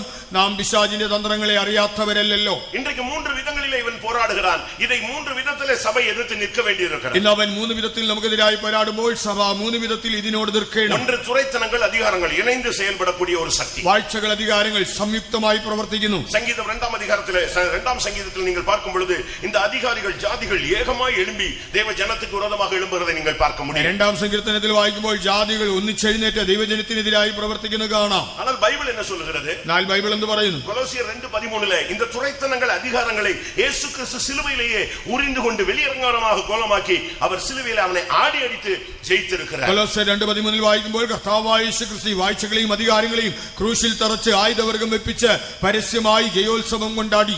சரியான ஒரு அபிஷேகம் இருந்தாதான் சபை இல்லாவிட்டால் ஒரு தேவனுடைய பிள்ளை இந்த வல்லமையை எதிர்த்து மேற்கொள்ள இயலும். യഥാർത്ഥ അഭിഷേകമുണ്ടെങ്കിൽ മാത്രമേ ദൈവജനത്തിനും ദൈവസഭയ്ക്കും ഇതിനെ കീഴ്പ്പെടുത്തി ജയമെടുക്കുവാൻ കഴിയൂ. இந்த துரைத்தனங்கள், அதிகாரங்களை இவன் கட்டுப்படுத்திக் கொண்டு இவன் இதை வைத்து மேற்கொள்ளலாம் என்று நினைக்கிறான். ஆனால் தேவன் சொல்லுகிறார், உண்டாயிருக்கிற அதிகாரம் எல்லாம் என்னால் உண்டாயிருக்கிறது என்று அவர் பேசுகிறார். ഈ വാഴ്ചകളെയും അധികാരങ്ങളെയും അവൻ നിയന്ത്രിച്ച് അത് നിമിത്തം ജയമെടുക്കാമെന്ന് പിശാചി കരുതുമ്പോൾ ദൈവം പറയുന്നുണ്ട്, എല്ലാ അധികാരവും ദൈവത്താൽ മാത്രമാണ്. அது மாத்திரமல்ல, நம்முடைய ஜெபங்கள் மேலே போகாத வண்ணம், ஜெபத்துக்கு பதில் வராத வண்ணம் ஒரு சக்தி போராடி கொண்டிருக்கிறது. നമ്മുടെ പ്രാർത്ഥനകൾ മുകളിലോട്ട് എത്താതെ വണ്ണവും അവിടെ നിന്ന് നമുക്ക് മറുപടി ലഭിക്കാതെ വണ്ണവും ഒരു ദുഷ്ടശക്തി പോരാടുന്നു. இந்த വல்லமைகள் என்ன செய்கிறது? ഈ ശക്തികൾ എന്താണ് ചെയ്യുന്നത്? வானத்திலே இருந்து போராடி கொண்டே இருப்பது. ആകാശത്ത് നിന്ന് പോരാടുന്നു. உன்னுடைய ஜெபம் மேலே போக கூடாது, உன்னுடைய ஜெபத்துக்கு பதில் கீழே வரக்கூடாது. നിന്റെ പ്രാർത്ഥന മുകളിലോട്ടോ അതിനുള്ള ഉത്തരം താഴോട്ടോ വരരുത്. பட் லூக்கா 10ஆம் அதிகாரம் 18ஆம் வசனத்திலே இயேசு கிறிஸ்து 70 பேரை, சீடர்களை 2 பேராக அனுப்பின பொழுது அவர்கள் திரும்பி வந்து சொன்னார்கள், ஆண்டவரே உம்முடைய நாமத்தில் பிசாசுகள் கீழ்ப்படிகிறது என்று சொன்னார். ലൂക്കോസ് 10:18 കർത്താവായ യേശു ക്രിസ്തു ശിഷ്യന്മാരെ ഈരണ്ടായിട്ട് അവൻ അയക്കുമ്പോൾ അവർ തിരിച്ചു വന്ന് പറയുകയാണ്, കർത്താവേ നിന്റെ നാമത്തിൽ ഭൂതങ്ങളും ഞങ്ങൾക്ക് കീഴടങ്ങുന്നു. அப்படின்னா என்ன அர்த்தம் பிரியமானவர்களே? പ്രിയരേ, അതിന്റെ അർത്ഥം എന്താണ്? உடனே அதுக்கு பதில் இயேசு 10:18 சொல்லுகிறார், இதோ சாத்தான் மின்னலை போல வானத்திலிருந்து விழுகிறதை காண்கிறேன். பிசாசுகளை கீழ்ப்படுத்தும் போது இந்த வல்லமைகள் கீழே விழுகிறதாக இயேசு சுட்டிக்காட்டினார். അതിനെ പ്രത്യുത്തരമായി യേശു പറയുകയാണ്, സാത്താൻ മിന്നൽ പോലെ ആകാശത്തിൽ നിന്ന് വീഴുന്നത് ഞാൻ കണ്ടു. നാം പിശാചുക്കളെ കീഴടക്കുമ്പോൾ ഇവ താഴേക്ക് വീഴുന്നു. இவைகள் தான் வான மண்டலங்களில் உள்ள பொல்லாத ஆவிகளின் சேனைகள். ഇവയാണ് സ്വർലോകങ്ങളിലെ ദുഷ്ടാത്മ സേനകൾ. இந்த வல்லமைகளை அபிஷேகம் பெற்றவர்கள் கீழ்ப்படுத்தும் பொழுது இந்த வல்லமைகள் செயலற்று போய் கீழே விழுகிறது. நம்முடைய விண்ணப்பங்கள், நம்முடைய ஜெபங்கள் மேலே போகிறது, கீழே நமக்கு பதில் வந்து சேருகிறது. അഭിഷേകം പ്രാപിച്ചതായ ദൈവജനങ്ങൾ ഇതിനെ കീഴ്പ്പെടുത്തുമ്പോൾ ഇവയെല്ലാം തന്നെ നിഷ്ക്രിയമായി താഴെ വീഴുന്നു. നമ്മുടെ പ്രാർത്ഥന മുകളിലേക്ക് എത്തുന്നു. അതിനുള്ളതായ മറുപടി നമുക്ക് താഴേക്ക് വരുന്നു. അടുത്ത ശക്തി ഇപ്രപഞ്ചത്തിൻ അന്ധകാര ലോകാധിപതി. അടുത്തതായിട്ട് ഈ ഇപ്പോഴത്തെ ദുഷ്ടാത്മ സേനകൾ വെളിപ്പെടുത്തൽ 2:13 നാം பார்க்கும் பொழுது, വെളിപ്പാട് 2:13 വായിക്കുമ്പോൾ സാത്താനുடைய സിംഹാസനം இருக்கிற இடத்தில் நீ குடியிருக்கிறாய் என்று அங்கே சுட்டிக்காட்டப்படுகிறது. നീ പാർക്കുന്നത് സാത്താന്റെ സിംഹാസനമുള്ള ഇടത്ത്. 2 കൊരിന്ത്യർ 4:4 சொல்லி இருக்கிறது, இப்பிரபஞ்சத்தின் தேவனானவன் ஜனத்தினுடைய மனக்கண்களை குருடாக்குறான் என்று சொல்லப்பட்டிருக்கிறது. 2 കൊരിന്ത്യർ 4:4 വായിക്കുമ്പോൾ ഈ ലോകത്തിന്റെ ദൈവം ജനത്തിന്റെ മനസ്സ് കുരുടാക്കി. ஆனபடியால்தான் நம்ம எவ்வளவு பிரசங்கம் பண்ணாலும் சரி, எத்தனை சத்தியங்களை சொன்னாலும் சரி, நம்முடைய ஜனங்களுக்கு எவ்வளவு போதித்தாலும் இந்த மனது கெடுக்கப்பட்டவர்கள் இங்கே இருக்கும் பொழுது, அவர்கள் அந்த வல்லமையினால தாக்கப்படும் பொழுது அவர்களுக்கு செயல் இல்லாமல் போய்விடுகிறது. ആകയാലാണ് എത്ര തന്നെ ഉപദേശിച്ചാലും എത്ര സത്യങ്ങളെ പ്രസംഗിച്ചാലും മനസ്സ് വഷളായവർ ഇവിടെ ഇരുന്നത് കേട്ടുകൊണ്ടിരുന്നാൽ അത് അവരുടെ മനസ്സിൽ അത് കടക്കുകയോ അവർക്കത് പ്രാവർത്തികമാക്കുവാനോ സാധിക്കുന്നില്ല. இதை பவுல் என்ன சொல்லுகிறார்? പൗലോസ് എന്താണ് പറയുന്നത്? சொல்லுகிறார், വ്യക്തമായി പറയുന്നു, கிறிஸ்துவை பற்றிய உண்மை நின்று உங்களுடைய மனம் கெடுக்கப்படுமோ என்று நான் பயந்திருக்கிறேன் என்று அவர் பேசுகிறார். ക്രിസ്തുവിനോടുള്ള ഏകാഗ്രതയും നിർമ്മലതയും വിട്ടാൽ നിങ്ങളുടെ മനസ്സ് വഷളായി പോകുമോ എന്ന് ഭയപ്പെടുന്നു. 2 കൊരിന്ത്യർ 11:2 நீ 3ஆம் வசனத்துல நீங்கள் இதை பார்க்க முடியும். 2 കൊരിന്ത്യർ 11:3 വാക്യത്തിൽ അത് കാണാം. பிரியமானவர்களே, வான மண்டலங்களில் உள்ள பொல்லாத ஆவிகளின் சேனைகள், இப்பிரபஞ்சத்தின் அந்தகார லோகாதிபதிகள், இந்த வல்லமைகள் எல்லாம் இன்றைக்கும் சபைக்கு விரோதமாக போராடுகிறது. ஆனால் வேதம் சொல்லுகிறது, அன்றைக்கு நான் சிலுவையிலே அவனை நசிக்கிறது மாத்திரமல்ல, சமாதானத்தின் தேவன் இன்றைக்கு இந்த முதல் நாள் கூட்டத்திலே உங்கள் கால்களின் கீழே நசுக்கி ഈ போடுவார். അന്ധകാര ലോകാധിപതികളും സ്വർലോകങ്ങളിലെ ദുഷ്ടാത്മസേനകളും ഇന്ന് ആ സഭയ്ക്ക് വിരോധമായി പോരാടുമ്പോൾ കർത്താവ് എന്താണ് പറയുന്നത്? അന്ന് ഞാൻ അതിനെ ക്രൂശിൽ തറച്ച് ജയമെടുത്തത് മാത്രമല്ല, ഇന്ന് സഭയുടെ കാൽക്കീഴെ അവനെ അത് ചതച്ചു കളഞ്ഞ് അവന് ജയം നൽകും. மத்தேயு 16:18 சொல்லுகிறது, பாதாளத்தின் வாசல்கள் சபையை ஒரு காலம் மேற்கொள்வதில்லை. 14:18 പറയുമ്പോൾ പാതാള ഗോപുരങ്ങൾ സഭയെ ഒരിക്കലും ജയിക്കുകയില്ല. பல வல்லமைகள் உங்களுக்கு விரோதமாக, சபைக்கு விரோதமாக, தேசத்துக்கு விரோதமாக, பரிசுத்தத்துக்கு விரோதமாக எழும்பலாம். ஆனால் முடிவிலே நமக்கு ஜெயம் உண்டு என்பதை நீங்கள் விசுவாசியுங்கள். പലവിധമായ ശക്തികൾ നമുക്കെതിരായി, സഭയ്ക്കെതിരായി, ദേശത്തിനെതിരായി, നമ്മുടെ വിശുദ്ധിക്കെതിരായി എഴുന്നേറ്റാലും ആത്യന്തിക ജയം നമ്മുടേതാണെന്ന് നമ്മൾ വിശ്വസിക്കുക. அன்றைக்கு தேவனுடைய திட்டத்தின்படி பிசாசின் தலையை அவர் சிலுவையிலே அந்த குருசிலே அவர் நசுக்கிறது மாத்திரமல்ல, இன்றைக்கு சபைக்காக மறுபடியும் ஒரு விஷயம் இந்த மாலை வேளையிலே உங்கள் குடும்பத்துக்கு, உங்களுடைய பிள்ளைகளுக்கு, உங்களுடைய சந்ததிக்கு, உங்களுடைய ஊழியங்களுக்கு விரோதமான வல்லமைகளை இன்றைக்கு உங்கள் காலின் கீழே நசரேயனாகிய இயேசு நசுக்கி போடுவார். അന്ന് ആ ദൈവിക പദ്ധതി പ്രകാരം കാൽവരി ക്രൂശിൽ കർത്താവായ യേശുക്രിസ്തു പിശാചിന്റെ തലയെ തകർത്തത് മാത്രമല്ല, ഇന്ന് നിങ്ങൾക്ക് വേണ്ടി, നിങ്ങളുടെ മക്കൾക്ക് വേണ്ടി, നിങ്ങളുടെ ശുശ്രൂഷയ്ക്ക് വേണ്ടി, നിങ്ങളുടെ നന്മയ്ക്കും അഭിവൃദ്ധിക്കുമായിട്ട് വീണ്ടുമായി സാത്താനെ നിങ്ങളുടെ കാൽക്കീഴെ അവൻ ചതച്ചു കളയും. இன்றைக்கு அந்த வல்லமைகள் உங்களுக்கு விரோதமாக எழும்புவதை நீங்கள் உணர்கிறீர்கள், அனுபவிக்கிறீர்கள். ഇന്ന് ആ ശക്തി നിങ്ങൾക്ക് വിരുദ്ധമായി നിൽക്കുന്നത് നിങ്ങൾ മനസ്സിലാക്കുന്നു, നിങ്ങൾ അത് അനുഭവിക്കുന്നു. பல விதமான சக்திகள் போராடுகிறதை நீங்க பார்க்கலாம். പലവിധ ശക്തികൾ പോരാടുന്നത് കാണാം. முந்தைய காலங்களில் நீங்க பெந்தேகோஸ்தே சபைகள்ல பாத்தீங்கன்னு சொன்னா பிசாசு பிடிச்சு ஆடுறவங்களை அதிகமா பார்க்கலாம். മുൻകാലങ്ങളിൽ പെന്തക്കോസ്ത് സഭകളിൽ പിശാചി പിടിച്ചാടുന്നവരെ ധാരാളം കാണാം.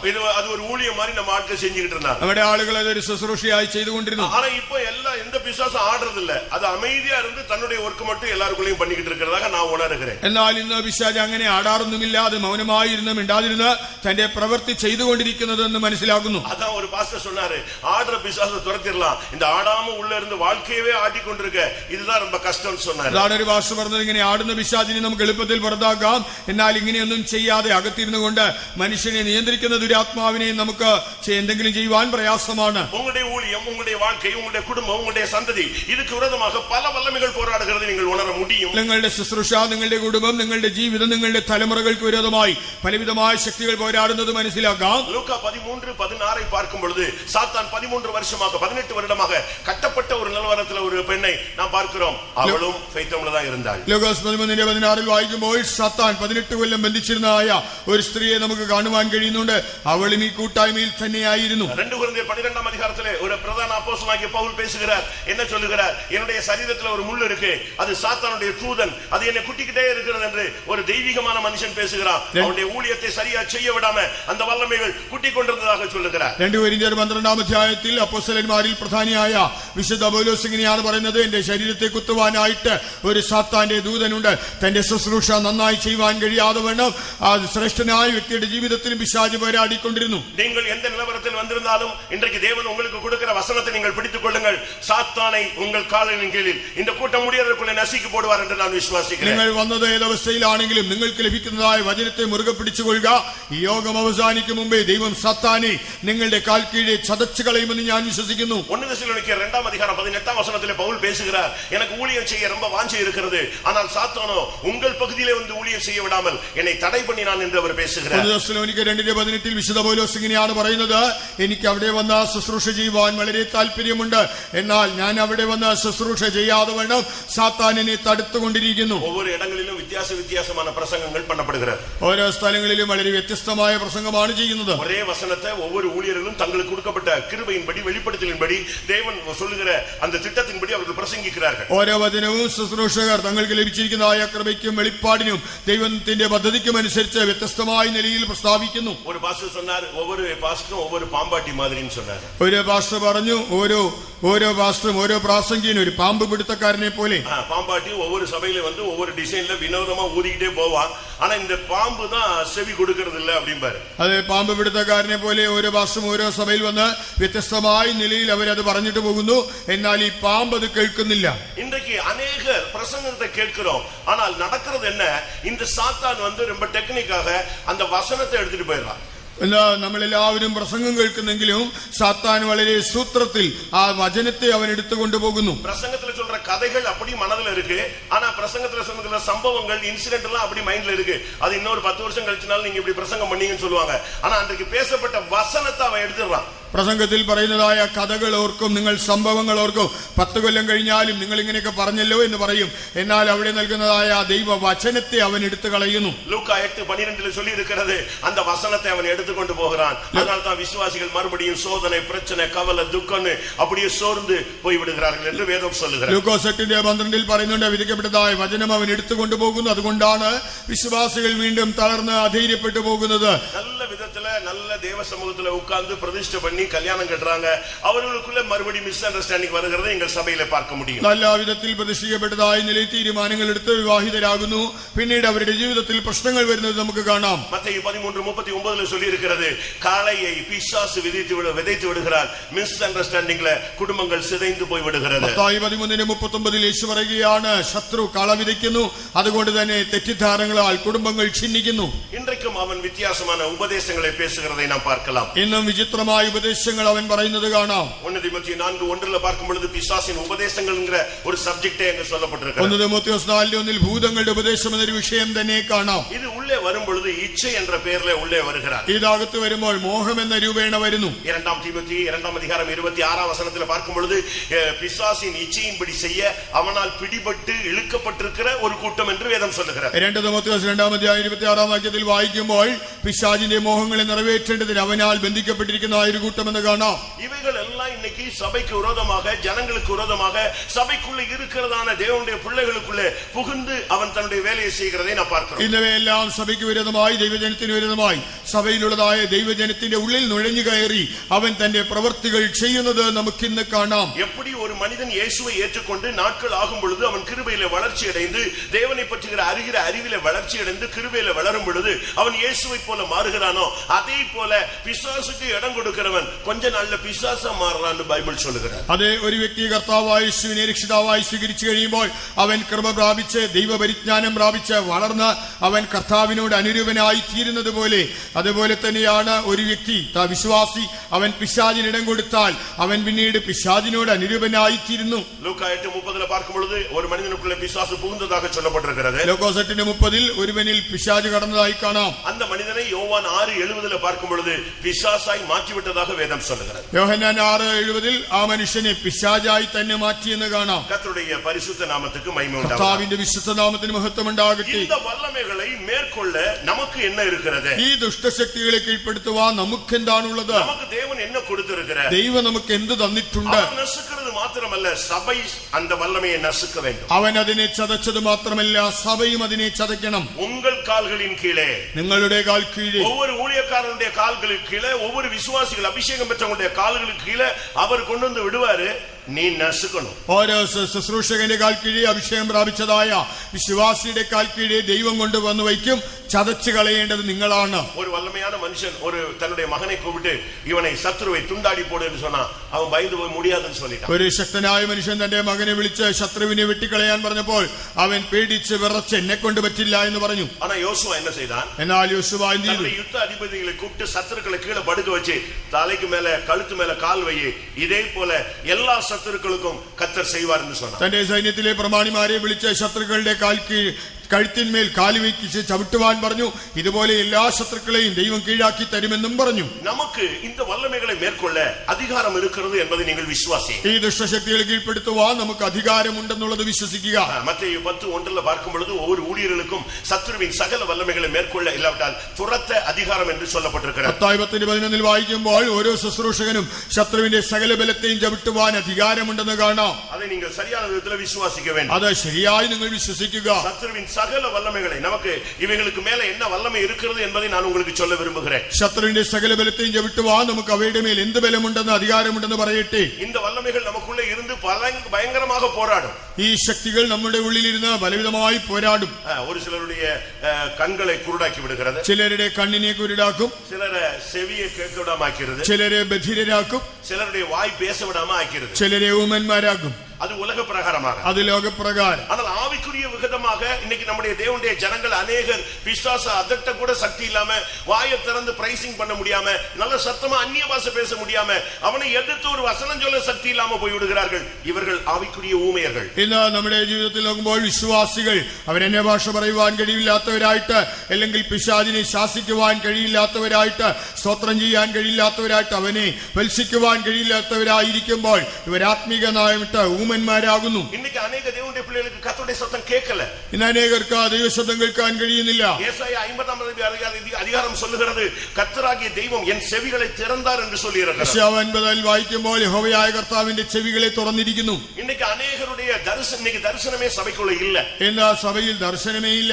காரணம் என்ன? കാരണം എന്ത്? ஏலியின் காலமாக இருக்கிறது என்று நீங்கள் நினைக்கிறீர்கள். നിങ്ങൾ ചിന്തിക്കും ഇത് ഏലിയുടെ കാലമെന്ന്. பிரத்யட்சமான தரிசனம் இல்லாத ஒரு காலம் தான் விழுகையின் காலம். യഹോവയുടെ ദർശനം നേരിട്ടില്ലാത്തൊരു കാലമാണ് വീഴ്ചയുടെ കാലം. லூக்கா 11:14 ஊமையான ஒரு மனிதனை நீங்கள் பார்க்கலாம். ലൂക്കോസ് 11:14 ഊമനായ ഒരു മനുഷ്യനെ കാണാം. மத்தேயு 12:22 ஊமையும் குருடுமான ஒரு வல்லமை தாக்குன ஒரு மனிதனை பார்க்கலாம். മത്തായി 12:22 ഊമനും കുരുടനുമായ ദുരാത്മാവ് ബാധിച്ചതായ ഒരു മനുഷ്യനെ കാണാം. மார்க்கு 9:25 ஊமையும் செவிடுமான ஒரு ஸ்பிரிட் தாக்குன ஒரு ஆளை நீங்க பார்க்கலாம். മാർക്കോസ് 9:25 ഊമനും ബധിരനുമായ ദുരാത്മാവ് ബാധിച്ച ഒരു മനുഷ്യനെ കാണാം. അതിന്റെ சரியான அர்த்தம் என்ன?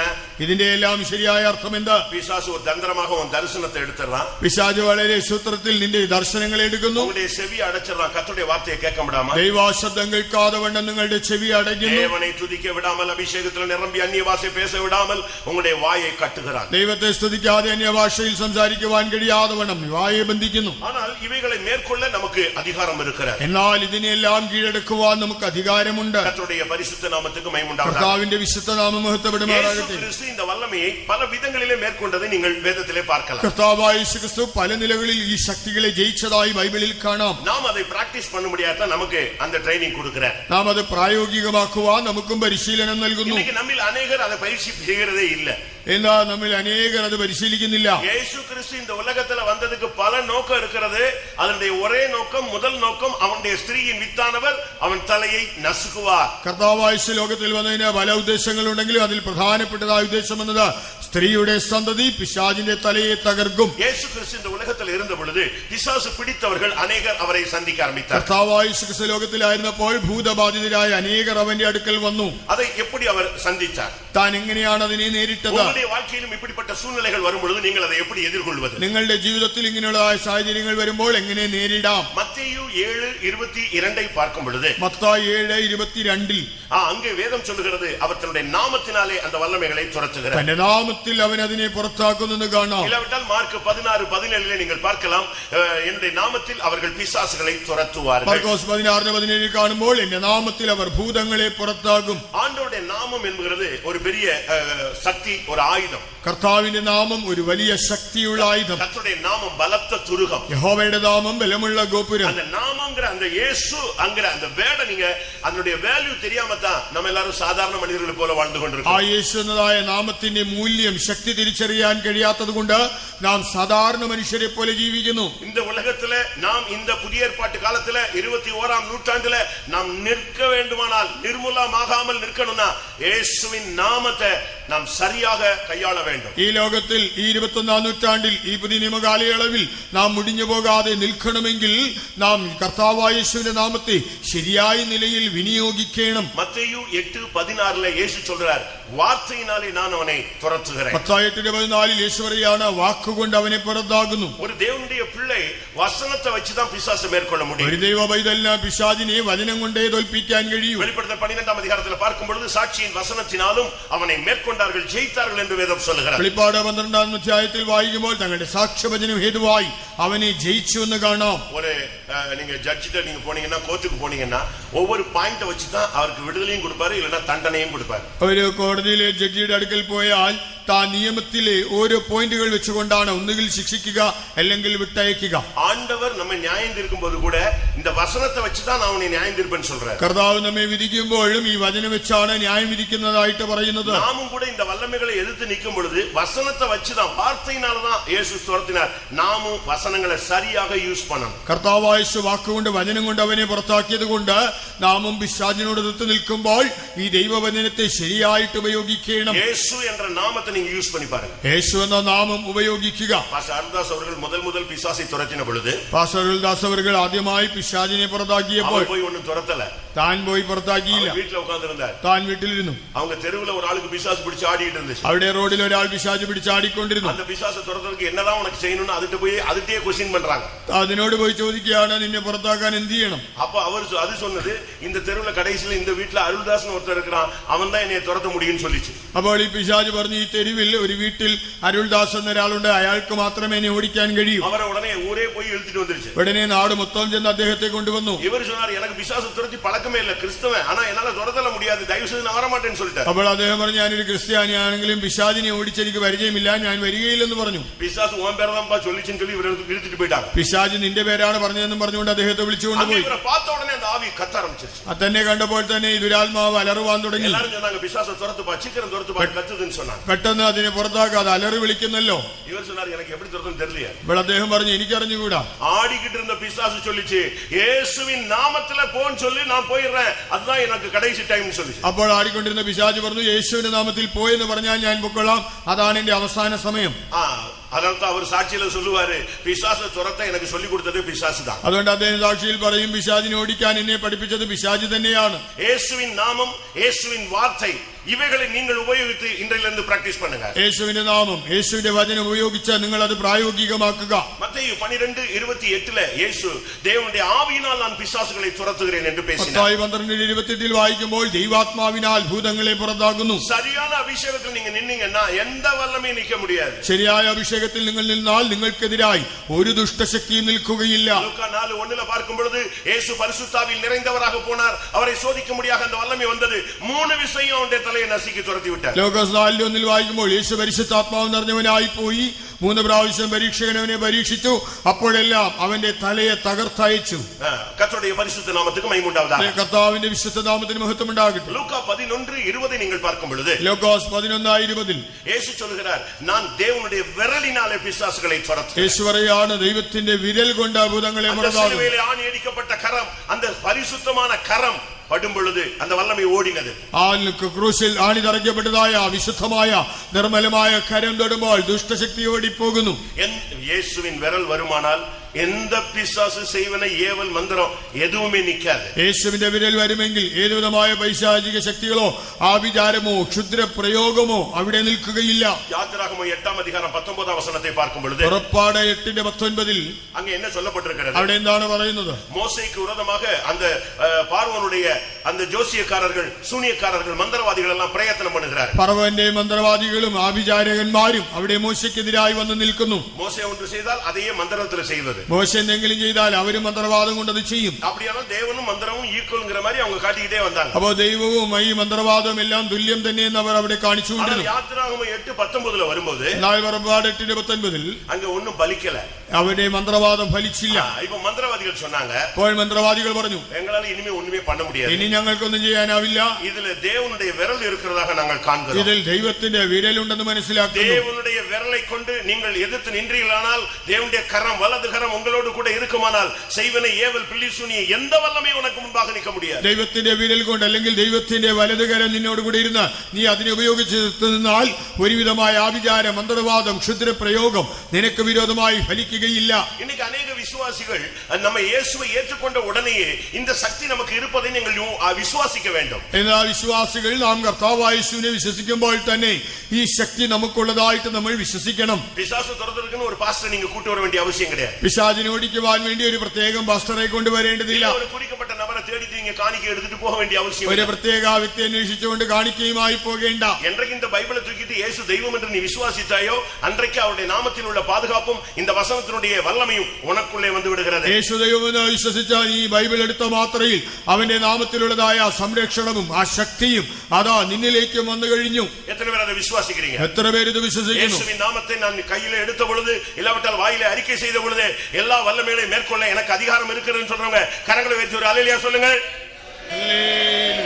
நீங்க இதை பயிற்சிவிக்க வேண்டியது அவசியம். നിങ്ങൾ ഇത് പരിശീലിക്കേണ്ടത് ആവശ്യം. எந்த வல்லமையும் நீங்கள் மேற்கொள்ள உங்களுக்கு வல்லமை இருக்குங்கிறத நீங்க விசுவாசிங்க. എല്ലാ ദുഷ്ടശക്തിയും കീഴ്പ്പെടുത്തുവാൻ നിങ്ങൾക്ക് ശക്തിയും അധികാരവും ഉണ്ടെന്ന് വിശ്വസിക്കുക. இஸ்ரவேல் ஜனங்களை கானானுக்குள்ளே கொண்டு போய் விட்ட தெய்வம் சகலத்தையும் நீங்கள் துரத்துவீர்கள் என்று அவர்களுக்கு பிராமிஸ் பண்றாரு. ഇസ്രായേൽ മക്കളെ കനാനിൽ കൊണ്ടുവിട്ടതായ ദൈവം അവരോട് നിങ്ങൾ എല്ലാ ജാതികളെയും പുറത്താക്കുമെന്ന് വാഗ്ദത്തം ചെയ്തു. யோசுவா 17:18 இந்த பிராமிஸை நீங்க படிச்சு பார்க்கலாம். യോശുവ 17:18 ഈ വാഗ്ദത്തം കാണാം. எல்லா வல்லமைகளையும் துரத்த அவங்களுக்கு பவர் கொடுத்துதான் அவங்களை கொண்டு வந்து 40 வருஷம் இழுத்து பிரயாணம் கொண்டு வந்து கடைசியில கானானுக்குள்ள யோர்தானை கடந்து கானானுக்குள்ள கொண்டு விடுறார். 40 വർഷം മരുഭൂമിയിൽ നടത്തി എല്ലാ ശത്രുവിനെയും കീഴ്പ്പെടുത്തുവാനുള്ള അധികാരം നൽകിയാണ് ഒടുവിൽ അവരെ കനാനിൽ പ്രവേശിപ്പിച്ചത്. பாவத்திலிருந்து அக்கிரமத்திலிருந்து வியாதியிலிருந்து சபை கட்டுகளிலிருந்து ஜாதி கட்டுகளிலிருந்து பலவிதமான உலகத்தின் பிடிகளிலிருந்து உங்களை மந்திர கட்டுகளிலிருந்து விடுதலையாக்கி இந்த சபைக்குள்ள கொண்டு வரும் பொழுது உங்களுக்கு அதிகாரம் வல்லமை கிருபை எல்லாமே தேவன் கொடுக்கிறார் என்பதை விசுவாசியுங்கள். പാപത്തിൽ നിന്ന് ശാപത്തിൽ നിന്ന് ലോകത്തിൽ നിന്ന് പലവിധമായ പാരമ്പര്യ ബന്ധനങ്ങളിൽ നിന്ന്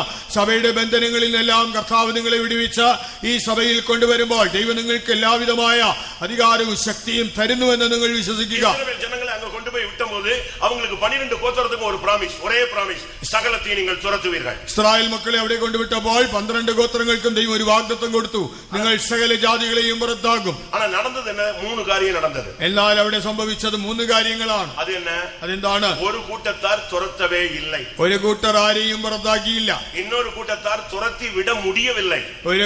മറ്റൊരു കൂട്ടർ അവരെ പുറത്താക്കി പറഞ്ഞുവിടാൻ കഴിഞ്ഞില്ല. இன்னொருத்தர் துரத்தினார்கள். മറ്റൊരു കൂട്ടർ അവരെ പുറത്താക്കി. இன்னைக்கும் சபைக்குள்ள இந்த 3 கூட்டமும் உட்கார்ந்திருக்கு. ഇന്ന് സഭയിൽ 3 കൂട്ടമുണ്ട്. ஒரு சின்ன கூட்டம் பிசாசின் வல்லமைகளை துரத்தி அவனை மேற்கொண்டு அவனை நசுக்கி ஜெயிச்சுக்கிட்டே போகுது. ഒരു കൂട്ടർ പിശാചിന്റെ ശക്തികളെ തകർത്ത് അവനെ പുറത്താക്കി ജയിച്ചു മുന്നേറി ചെല്ലുന്നു. இன்னும் ஒரு கூட்டம் அதை பத்தி கவலையே படாம அப்படியே அட்ஜஸ்ட் பண்ணிட்டு அவனுக்கு சக்தி இருக்கு பட் யூஸ் பண்றது இல்ல, துரத்தவில்லை.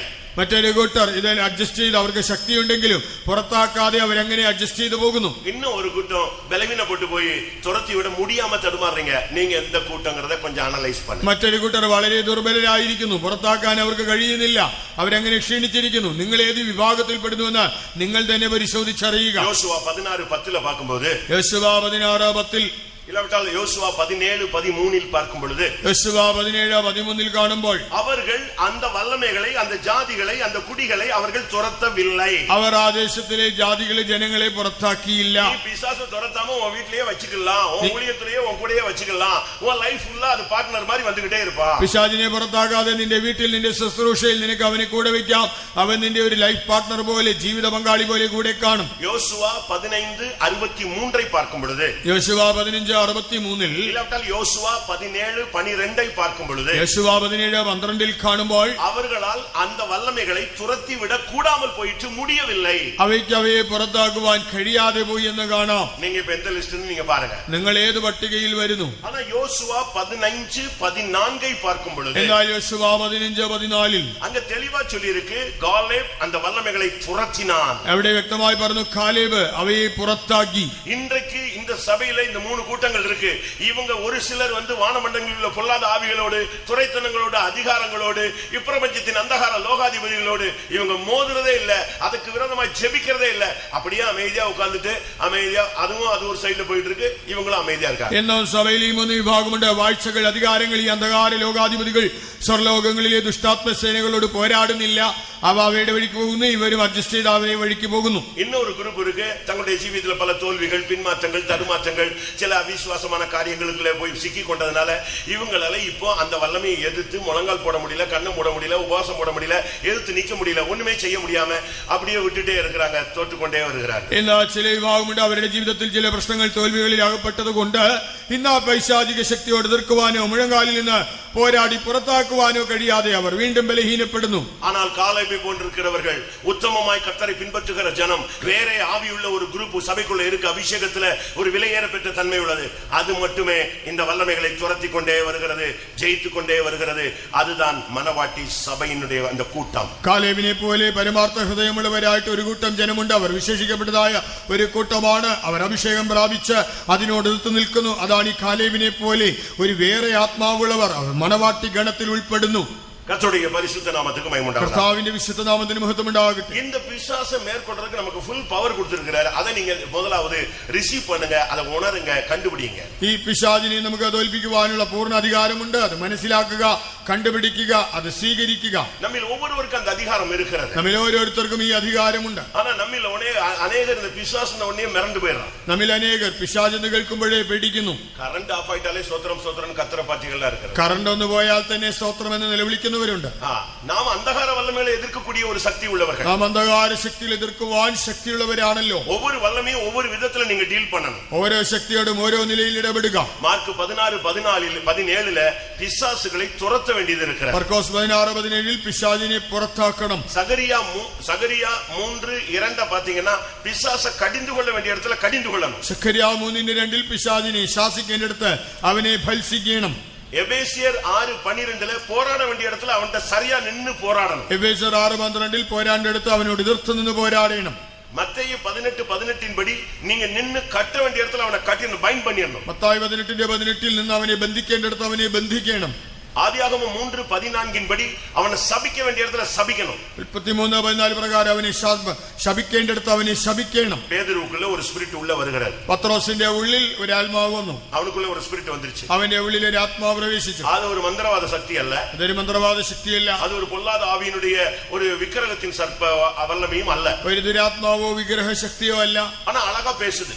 എന്നാൽ നന്നായി പറയുന്നു. നല്ല അഴகா பேசுது. വളരെ ഭംഗിയായി പറയുന്നു. യേശു என்ன சொல்றாரு? യേശു പറയുന്നു, ഞാൻ മനുഷ്യർ കയ്യിൽ ഒപ്പുകൊടുക്കപ്പെടുവേൻ. ഞാൻ മനുഷ്യരുടെ കയ്യിൽ ഏൽപ്പിക്കപ്പെടും. அவங்க என்னை தேசாதிபதிകളുടെ കയ്യിൽ ഒപ്പുകൊടുப்பாங்க. അവരെന്നെ ദേശാധിപതികളുടെ കയ്യിൽ ഏൽപ്പിക്കും. என்னை சிலுவையில் அறைவார்கள். അവരെന്നെ ക്രൂശിക്കും. நான் மரிப்பேன். ഞാൻ മരിക്കും. இவ்வளவுதான் சொல்லி முடிக்கிறாரு. ഇത്രയും പറഞ്ഞതേ ഉള്ളൂ. டக்குனு பேதுரு பேச ஆரம்பிச்சிட்டார். ഉടനെ പത്രോസ് സംസാരിക്കാൻ തുടങ്ങി. இதெல்லாம் நடக்கிறதுக்கு நாங்க அனுமதிக்க முடியாது. ഇങ്ങനെ നടക്കുവാൻ ഞങ്ങൾ അനുവദിക്കില്ല. அதெல்லாம் நடக்காதே. നടക്കുകയില്ല. உடனே அந்த வார்த்தை சொன்ன உடனே ആ വചനം പറഞ്ഞ ഉടൻ பட்டுன்னு இயேசு சொன்னாரு. പെട്ടെന്ന് യേശു പറഞ്ഞു, அப்பாலே போ சாத்தானே. വിട്ടുപോ സാത്താനേ. அப்பதான் புரிஞ்சது இவனுக்குள்ள இருந்து பேசுனது பேதுரு அல்ல, ഒരു സ്പിരിറ്റിനെ. അപ്പോഴാണ് മനസ്സിലായത് ഇവന്റെ ഉള്ളിലിരുന്ന് സംസാരിച്ചത് ഒരു ദുരാത്മാവാണ്, പത്രോസ് പറഞ്ഞതല്ല. അതെന്നെ ദുരാത്മാ? ആ ദുരാത്മാവേത്? இந்த ஊர்ல சொல்ற எந்த ஆவியாது அந்த பேர் அங்க சொல்லப்பட்டிருக்கா? ഇവിടെ പറഞ്ഞ ഏതെങ്കിലും ദുരാത്മാവിന്റെ പേര് എവിടെയുണ്ടോ? நீ தேவனுக்கு ஏற்றவைகளை சிந்தியாமல் மனிதனுக்கு ஏற்றவைகளை சிந்திக்கிறாய், எனக்கு பின்னாக போ சாத்தானேன்னு சொன்னார். നീ ദൈവത്തിനുള്ളതല്ല മനുഷ്യരുടേത് അത്ര ചിന്തിക്കുന്നു, എന്നെ വിട്ട് പിന്നാലെ പോ സാത്താനേ. அந்த இடத்துல அந்த ஆவி அதட்டினதாலதான் அவன் கடைசி வரைக்கும் பிரதான ஊழியனாக நின்று பிடித்தான். അവിടെ ആത്മാവിനെ ശാസിച്ചത് കൊണ്ടാണ് അവനൊരു പ്രധാന ശുശ്രൂഷകനായി നിലനിന്നത്. പിശാസை எதிர்த்து நிக்க வேண்டிய இடத்துல நில்லுங்க, அதட்ட வேண்டிய இடத்துல அதட்டுங்க, துரத்த வேண்டிய இடத்துல துரத்துங்க, இல்லன்னா லைஃப் ஸ்பாயில் ஆயிடும். പിശാചിനോട് എതിർക്കേണ്ടടുത്ത് എതിർക്കുക, ശാസിക്കേണ്ടടുത്ത് ശാസിക്കുക, പുറത്താക്കേണ്ടടുത്ത് അവനെ പുറത്താക്കുക, അല്ലെങ്കിൽ ജീവിതം നശിക്കും. நான் எதை வைத்து இது சொல்லுகிறேன்? ഞാൻ എന്തിന്റെ അടിസ്ഥാനത്തിൽ പറയുന്നു? யூதாஸ் காரியத்தை. യൂദാ ഇസ്കറിയോത്ത அவனுக்கு அழகாக அப்பத்தை விட்டு கொடுக்கிறாரு. അവന് കർത്താവായ അപ്പത്തിന്റെ കഷണം കൊടുത്തു. அழகா அந்த காடியில தோய்த்து அந்த திராட்சரசத்துல தோய்த்து கொடுக்கிறாரு, வாங்கி சாப்பிடுறான். நீ செய்யறத சீக்கிரமா செய்யுங்கிறாரு. அழகா கம்யூனியன் எடுத்துட்டு போறான். இன்னொரு ஆள் உள்ள வந்தாச்சு. വീഞ്ഞിൽ മുക്കി അവന് അപ്പമൊക്കെ കൊടുത്തു. അവനോട് ചെയ്യേണ്ടതെല്ലാം ചെയ്യാൻ പറഞ്ഞു. അവനത് വാങ്ങി ഭക്ഷിച്ചു. എന്നാൽ വേറൊരാൾ അവന്റെ ഉള്ളിൽ വന്നു. യേശു அந்த ஆவியை கடிந்து கொள்ளவில்லை. യേശു ആത്മാവിനെ ശാസിച്ചില്ല. எந்த மனுஷனுக்குள்ள இருக்கிற பொல்லாத ஆவியை தெய்வம் கடிந்து கொள்ளலன்னா அவன் லைஃப் ஒண்ணுலாம போய்டும். ഏതെങ്കിലും ഒരു വ്യക്തിയുടെ ശരീരത്തിലുള്ള ദുരാത്മാവിനെ കർത്താവ് ശാസിച്ചില്ലെങ്കിൽ അവന്റെ ജീവിതം നശിക്കും. இன்றைக்கு உன் பிள்ளைக்கு விரோதமா உங்களுடைய பிள்ளைகளுக்கு விரோதமான வல்லமையை நீங்க இப்ப கூட்ட முடியும் போது முழங்கால நின்று இந்த ஆவியை எதிர்த்து நின்று போராடு, கடிந்து கொள்ளுங்க. ഓടും அந்த വല്ലമേ. നിങ്ങളുടെ മക്കൾക്ക് വിരോധമായി പോരാടുന്ന ദുരാത്മാവിനെ ഇന്ന് യോഗം കഴിയുമ്പോൾ മുഴങ്കാലിൽ നിന്ന് എതിർത്ത് പോരാടി അതിനെ ശാസിക്കുക, അത് വിട്ടുപോകും. യാക്കോബ് 4:7 என்ன சொல்லுகிறது? பிசாசை எதிர்த்து நில்லுன்னு தான் சொல்லுது. യാക്കോബ് 4:7 പറഞ്ഞു, പിശാചിനോട് എതിർത്ത് നിൽപ്പിൻ. அதுக்கு கட்டளை கொடுக்கணும். അതിനോട് കൽപ്പിക്കണം. மார்க் 9:25 என்ன சொல்லுகிறது? മർക്കോസ് 9:25 மார்க் 9:25 சொல்லி இருக்கிறது, ஊமையும் செவிடுமான ஆவியே இவனை விட்டு புறப்பட்டு போன்னு சொல்லிட்டு அடுத்து சொன்னாரு, இனிமேல் லைஃப்ல இவனுக்குள்ள வரக்கூடாது. ഊമനും ചെകിടനുമായ ആത്മാവിനെ കർത്താവായി ശാസിക്കുമ്പോൾ ഇവനെ വിട്ടുപോയെന്ന് പറഞ്ഞിട്ട് ഉടനെ പറയുകയാണ്, ഇനിമേലാൽ ഇവന്റെ ഉള്ളിൽ വരരുത്. നമ്മിൽ അനേകർക്ക് പിശാസിനാ ഏതോ ഒരു ഭയം ഇരുന്നിട്ടേ. നമ്മിൽ അനേകർക്ക് പിശാചെന്ന് കേട്ടാൽ ഒരു ഭയമുണ്ട്. ஊழியக்காரங்களே ஒரு சிலர் பிசாசு துரத்துறது கிடையாது. വേലക്കാർ തന്നെ ചിലർ പിശാചിനെ പുറത്താക്കാറില്ല. ஏன்னா ரிவர்ஸ் வந்துருமோன்னு ஒரு சின்ன டவுட் இருக்கு. തിരിച്ച ഉള്ളിലേക്ക് വരുമോ എന്നൊരു പേടിയുണ്ട്. അങ്ങനെ அப்படி ஒரு சூழ்நிலையே பைபிள்ல கிடையாது. ബൈബിളിൽ അങ്ങനെ ഒരു സാഹചര്യമേ ഇല്ല. பைபிள் அழகாக சொல்லுகிறது. ബൈബിൾ വ്യക്തമായി പറയുന്നു. 10:19 அழகாக சொல்லியிருக்கிறது, சத்துருவின் சகல வல்லமைகளையும் மேற்கொள்ள நான் உங்களுக்கு அதிகாரம் கொடுக்கிறேன், ஒன்றும் உங்களை சேதப்படுത്തും. ലൂക്കോസ് 10:19 പറയുന്നുണ്ട്, ശത്രുവിന്റെ സകല ബലത്തെയും ചവിട്ടുവാൻ ഞാൻ നിങ്ങൾക്ക് അധികാരം തരുന്നു, ഒന്നും നിങ്ങൾക്ക് ഒരു ദോഷം വരുത്തുകയില്ല. வெளிப்படுத்தல் 12:11 சொல்லுகிறது, சத்துருவின் வல்லமைகளை ஜெயிக்கிறது சாட்சியின் வசனத்தினாலும் ஆட்டுக்குட்டியின் இரத்தத்தினாலும் அவனை ஜெயித்தார்கள். വെളിപ്പാട് 12:11 വായിക്കുമ്പോൾ കുഞ്ഞാടിന്റെ രക്തത്താലും സാക്ഷ്യവചന ഹേതുവായും അവർ ശത്രുവിനെ ജയിച്ചു. நீங்க அவனை நசுக்கணும். നിങ്ങൾ അവനെ ചതയ്ക്കണം. அதுதான் நம்முடைய இன்னைக்கு கீவேர்டு. അതാണ് നമ്മുടെ കുറിവാക്യം. சரியான വചനത്തിൻപടി നീ നീക്കും பொழுது அவனுடைய தலையை அப்படியே நீங்க நசுக்கிடுவீங்க. ശരിയായ വചന പ്രകാരം നിൽക്കുമ്പോൾ നിങ്ങൾ അവന്റെ തലയെ ചതയ്ക്കും. எல்லாவற்றுக்கும் மேலாக എല്ലാറ്റിലുപരിയായി சுவிசேஷத்தின் துவக்கத்திலே இயேசு பிசாசை துரத்தினார். സുവിശേഷത്തിന്റെ ആരംഭത്തിൽ യേശു പിശാചിനെ പുറത്താക്കി. சுவிசேஷத்தின் முடிவில் கல்வாரி ஊழியத்திலே முடிவிலே அந்த ஊழியத்தின் முடிவில் கல்வாரியிலே அவனுடைய தலையை நசுக்கினது அழித்தலை காண்பிக்கிறது. அதனால தான் 1 யோவான் 3:8 சொல்லி இருக்கிறது, அழகாக சொல்லி இருக்கிறது, பிசாசின் கிரியைகளை அழிக்கும்படியாக தேவகுமாரன் வெளிப்பட்டார். ഒടുവിൽ സുവിശേഷ പ്രവർത്തനത്തിന്റെ ഒടുവിലായി കാൽവരിയിൽ യേശു മരിക്കുമ്പോൾ പിശാചിന്റെ തലയെ തകർത്തത് അവനെ നശിപ്പിച്ചതിന് അടയാളമാണ്. യോഹന്നാന്റെ ലേഖനത്തിൽ നമ്മൾ കാണുന്നുണ്ട്, പിശാചിന്റെ പ്രവർത്തികളെ അഴിപ്പാൻ അഥവാ നശിപ്പിപ്പാൻ ദൈവപുത്രൻ പ്രത്യക്ഷനായി. இன்றைக்கு அந்த வல்லமைகள் நம்மை நோக்கி வருகிறது. ഇന്നും ആ ശക്തികൾ നമുക്ക് വിരോധമായി വരുന്നു. டெய்லி வருவான், ദിവസേന വരും. ஆண்டவர் கேட்கிறாரு, சாத்தானை பார்த்து நீ எங்கே இருந்து வருகிறாய்? കർത്താവ് സാത്താനോട് ചോദിക്കുകയാണ്, നീ എവിടെ നിന്ന് വരുന്നു? ഭൂമി എങ്ങും സുറ്റിട്ട് വர்றேன். ഭൂമിയിൽ എങ്ങും മൂടാടി സഞ്ചരിച്ചു വരുന്നു. யோபின் மேல் கவனம் வைத்தாயோ? യോബിന്റെ മേൽ ദൃഷ്ടി വെച്ചോ? கவனம் மட்டுமல்ல, எல்லாமே நான் வச்சிருக்கிறேன்னு சொன்னான். ഞാൻ ദൃഷ്ടി മാത്രമല്ല സകല ശ്രദ്ധയും വെച്ചിട്ടുണ്ട്. இன்னைக்கும் கூட பல வல்லமைகள் சுத்திக்கிட்டே வருது. എന്നും പല ശക്തികൾ ചുറ്റി വരുന്നു. இயேசுவிடம் திரும்பி வந்ததாக பைபிள் சொல்லுகிறது. യേശുവിന്റെ അടുക്കൽ തിരിച്ചു വന്നതായി ബൈബിൾ പറയുന്നു. யோவான் 14:30 பார்க்கும் பொழுது, യോഹന്നാൻ 14:30 இதோ உலகத்தின் அதிபதி வருகிறான், அவனுக்குள்ளது என்னிடத்தில் ஒன்றுமில்லைன்னாரு. அதுதான் ஒவ்வொரு ஊழியனும் ஒவ்வொரு விசுவாசினுடைய லாஸ்ட் ஸ்டேட்மெண்டா இருக்கணும். ലോകത്തിന്റെ പ്രഭു വരുന്നു, അവൻ എന്നോട് ഒരു കാര്യവുമില്ല. ഇതാണ് ഒരു ശുശ്രൂഷകനും ഒരു വിശ്വാസിയും ആത്യന്തികമായി പറയേണ്ടത്. வேற எந்த அறிக்கை நமக்கு தேவையில்லை, മറ്റൊരു പ്രസ്താവനയും വേണ്ട. பிசாசு வருவான், நீ பயந்து கத்த வேண்டிய அவசியம் இல்ல. அவனுடைய சப்ஜெக்ட் என்கிட்ட ஒண்ணுமே இல்ல, போயிட்டு வந்தா போயிட்டே இருப்பான். പിശാച് വരുമ്പോൾ നീ കലറി നിലവിളിക്കേണ്ട ആവശ്യമില്ല. അവന്റേതൊന്നും എന്റെ പക്കലില്ല, പോകാൻ പറഞ്ഞാൽ അവൻ പോകും. அவருடைய 3 வருஷ ஊழியத்துல ஒரு ட்ரிப் ஃபர்ஸ்ட் வந்தா, திருப்பி ஒரு ட்ரிப் வந்தான். കർത്താവായ 3.5 വർഷത്തെ ശുശ്രൂഷയിൽ ആദ്യം വന്നു, പിന്നീട് വന്നു. உடனே ஒரு வார்த்தை சொன்னார், அவனுக்கு என்னிடத்தில் ஒன்றுமில்லை, ஒண்ணு கூட இல்லைன்னாரு. அப்படியே ரிட்டர்ன் போயிட்டான். உலகத்தின் அதிபதி இப்பொழுது நியாயம் தீர்க்கப்படுகிறான், இப்பொழுதே புறம்பே தள்ளப்படுகிறான் என்று இயேசு சொன்னார். വന്ന ഉടനെ യേശു പറഞ്ഞു, അവന്റേതൊന്നും എന്റെ പക്കലില്ല. ഉടനെ അവൻ തിരിച്ചുപോയി. യേശു പറയാണ്, ഇപ്പോൾ ലോകത്തിന്റെ പ്രഭുവിനെ ന്യായം വിധിച്ചിരിക്കുന്നു, അവൻ താഴേക്ക് വീണിരിക്കുന്നു. கர்த்தருடைய பரிசுத்த நாமத்துக்கு കർത്താവിന്റെ വിശുദ്ധ നാമത്തിന് മഹത്വം ഉണ്ടാകട്ടെ. இவ்வளவு அதிகாரம், இவ்வளவு கிருபை எல்லாமே வாங்கிக்கிட்டு இருக்கும்போது ஒரு நாள் இயேசு கிறிஸ்துவை தேடி ஒரு தகப்பன் தன்னுடைய பிள்ளைக்கு பிசாசை துரத்துறதுக்கு அவர்கிட்ட கொண்டு வருகிறார். ഇത്രയും അധികാരവും കൃപയെല്ലാം വാങ്ങിച്ചിരിക്കുമ്പോൾ ഒരിക്കൽ കർത്താവായ യേശുവിനെ അന്വേഷിച്ച് ഒരപ്പൻ തന്റെ മകനെ സൗഖ്യത്തിന് വേണ്ടി യേശുവിന്റെ അടുക്കൽ വരുന്നതായി കാണാം. அந்த இடத்துல இயேசு இல்ல, അവിടെ യേശുവില്ല. இப்ப சீடர்கிட்ட கொண்டு போய் விடுறாங்க. ശിഷ്യന്മാരുടെ അടുക്കൽ കൊണ്ടുപോയി அவங்க துரத்தி பார்க்கறாங்க, அது போகல. അവർ ശ്രമിച്ചിട്ടും പുറത്താക്കാൻ കഴിഞ്ഞില്ല. அப்ப கொஞ்ச நேரம் கழிச்சு அந்த சீடர்கள் வந்து இயேசுட்ட கேட்டாங்க, என்ன பிரச்சனை, எங்களால ஏன் துரத்த முடியல? അല്പം കഴിഞ്ഞപ്പോൾ യേശുവിനോട് ശിഷ്യന്മാർ ചോദിച്ചു, ഞങ്ങൾക്ക് അതിനെ പുറത്താക്കുവാൻ കഴിയാത്തതിന്റെ കാരണം എന്താണ്? மத்தேயு 17:19-20 நீங்க இத பார்க்க முடியும். മത്തായി 17:19-20 കാണാം. இயேசு சொன்னார், உங்களுடைய அவிசுவாசத்தினாலே. യേശു പറഞ്ഞു, കാരണം നിങ്ങളുടെ അവിശ്വാസം. அவிசுவாசத்தை வச்சுக்கிட்டு எந்த பிசாசையும் நீங்க மேற்கொள்ள முடியாது. അവിശ്വാസം വെച്ചുകൊണ്ട് ഒരു പിശാചിനെയും പുറത്താക്കാനാവില്ല. அவிசுவாசம் எந்த வல்லமையும் உங்களை ஓவர்கம் பண்ண முடியாது. അവിശ്വാസമുണ്ടെങ്കിൽ ഒരു ശക്തിയെയും കീഴ്പ്പെടുത്താനാവില്ല. மார்க் 9:28 ஒரு क्वेश्चन இது வந்தது. മാർക്കോസ് 9:28 ഒരു ചോദ്യം വരുന്നു, ஏன் எங்களால முடியல? ഞങ്ങളെ കൊണ്ട് എന്തുകൊണ്ട് കഴിഞ്ഞില്ല? அதுக்கு இயேசு என்ன சொன்னாரு? യേശു എന്ത് പറഞ്ഞു? இந்த வகை பிசாசு உபவாசத்தினாலும் ஜெபத்தினாலும் தான் இத மேற்கொள்ள முடியும். ഉപവാസത്താലും പ്രാർത്ഥനയാലും അല്ലാതെ ഈ ജാതി നീങ്ങിപ്പോകുന്നില്ല. லூக்கா 9 இயேசு பேசும் பொழுது, ലൂക്കോസ് 9 യേശു പറയുമ്പോൾ 40 வசனம் சொல்லுகிறது, 40 വാക്യം, அந்த ஏன் துரத்த முடியலன்னு கேட்ட உடனே இயேசு சொன்னாரு, அவிசுவாசம் உள்ள மாறுபாடான சந்ததியே, எவ்வளவு நாள் உங்களோடு கூட இருப்பேன்னு சொன்னார். மாறுபாடான ஜீவியம் இருக்கிற இடத்துல பிசாசை மேற்கொள்ள முடியாது. അവിടെ എന്തുകൊണ്ട് പുറത്താക്കാൻ കഴിഞ്ഞില്ല എന്ന് ചോദിച്ചപ്പോൾ യേശു പറയാണ്, അവിശ്വാസവും കോട്ടവുമുള്ള തലമുറ, വക്രതയും കോട്ടവുമുള്ള ജീവിതമുണ്ടെങ്കിൽ പിശാചിനെ പുറത്താക്കുവാൻ സാധ്യമല്ല. மாறுபாடான ஜீவியம், அவிசுவாசம், உபவாசம் இல்லாத தன்மைகள், ஜெபம் இல்லாத தன்மையை வச்சுக்கிட்டு நீங்க பிசாசை துரத்த இயலாது. இன்றைக்கு நம்மை புதுப்பிக்க வேண்டிய ஒரு நேரம், நம்முடைய வல்லமையை தரித்துக் கொள்ள வேண்டிய நேரம். അവിശ്വാസമുണ്ടെങ്കിൽ, വക്രതയും കോട്ടവുമുള്ള ജീവിതമുണ്ടെങ്കിൽ ഉപവസിക്കുവാൻ നമുക്ക് കഴിയുന്നില്ല എങ്കിൽ നമുക്ക് ആ ഒരു ശത്രുവിന്റെ ശക്തിയെയും തോൽപ്പിക്കാനോ പുറത്താക്കാനോ കഴിയുകയില്ല. ആകയാൽ നാം നമ്മുടെ ശക്തികളെ ധരിക്കേണ്ടതായ സമയമാണിത്. பிசாசை பத்தி நான் ஓரளவு உங்களுக்கு சொல்லி இருக்கிறேன். പിശാചിനെ കുറിച്ച് നിങ്ങൾക്ക് ഏകദേശം പറഞ്ഞു. நான் படிச்சு பார்த்ததுல இதுதான் கண்டுபிடிச்சேன். சிலுவையில இயேசு அவனுடைய தலையை நசுக்கினாரு. இன்றைக்கு சபைக்கு அந்த நசுக்கிற சான்ஸ் கொடுக்கிறாரு. இதை பயன்படுத்தும் பொழுதுதான் சபை ஜெயிக்கிறார். ഞാൻ പഠിച്ചതാണ്, കർത്താവായ യേശു കാൽവറിയിൽ പിശാചിന്റെ തലയെ ചതച്ചു. ഇന്ന് ആ സഭയ്ക്ക് അതിനുള്ള അവസരം നൽകുന്നു. നാം അത് പ്രായോഗികമാക്കുമ്പോഴാണ് സഭയ്ക്ക് ജയമുണ്ടാകുന്നത്. மற்றபடி நீங்க என்ன சாதனை செஞ்சாலும் அது கணக்குல வர்றதில்லை. മറ്റവരുമായി നിങ്ങൾ എന്ത് തന്നെ ശ്രമിച്ചാലും അത് ഫലിക്കുന്നില്ല.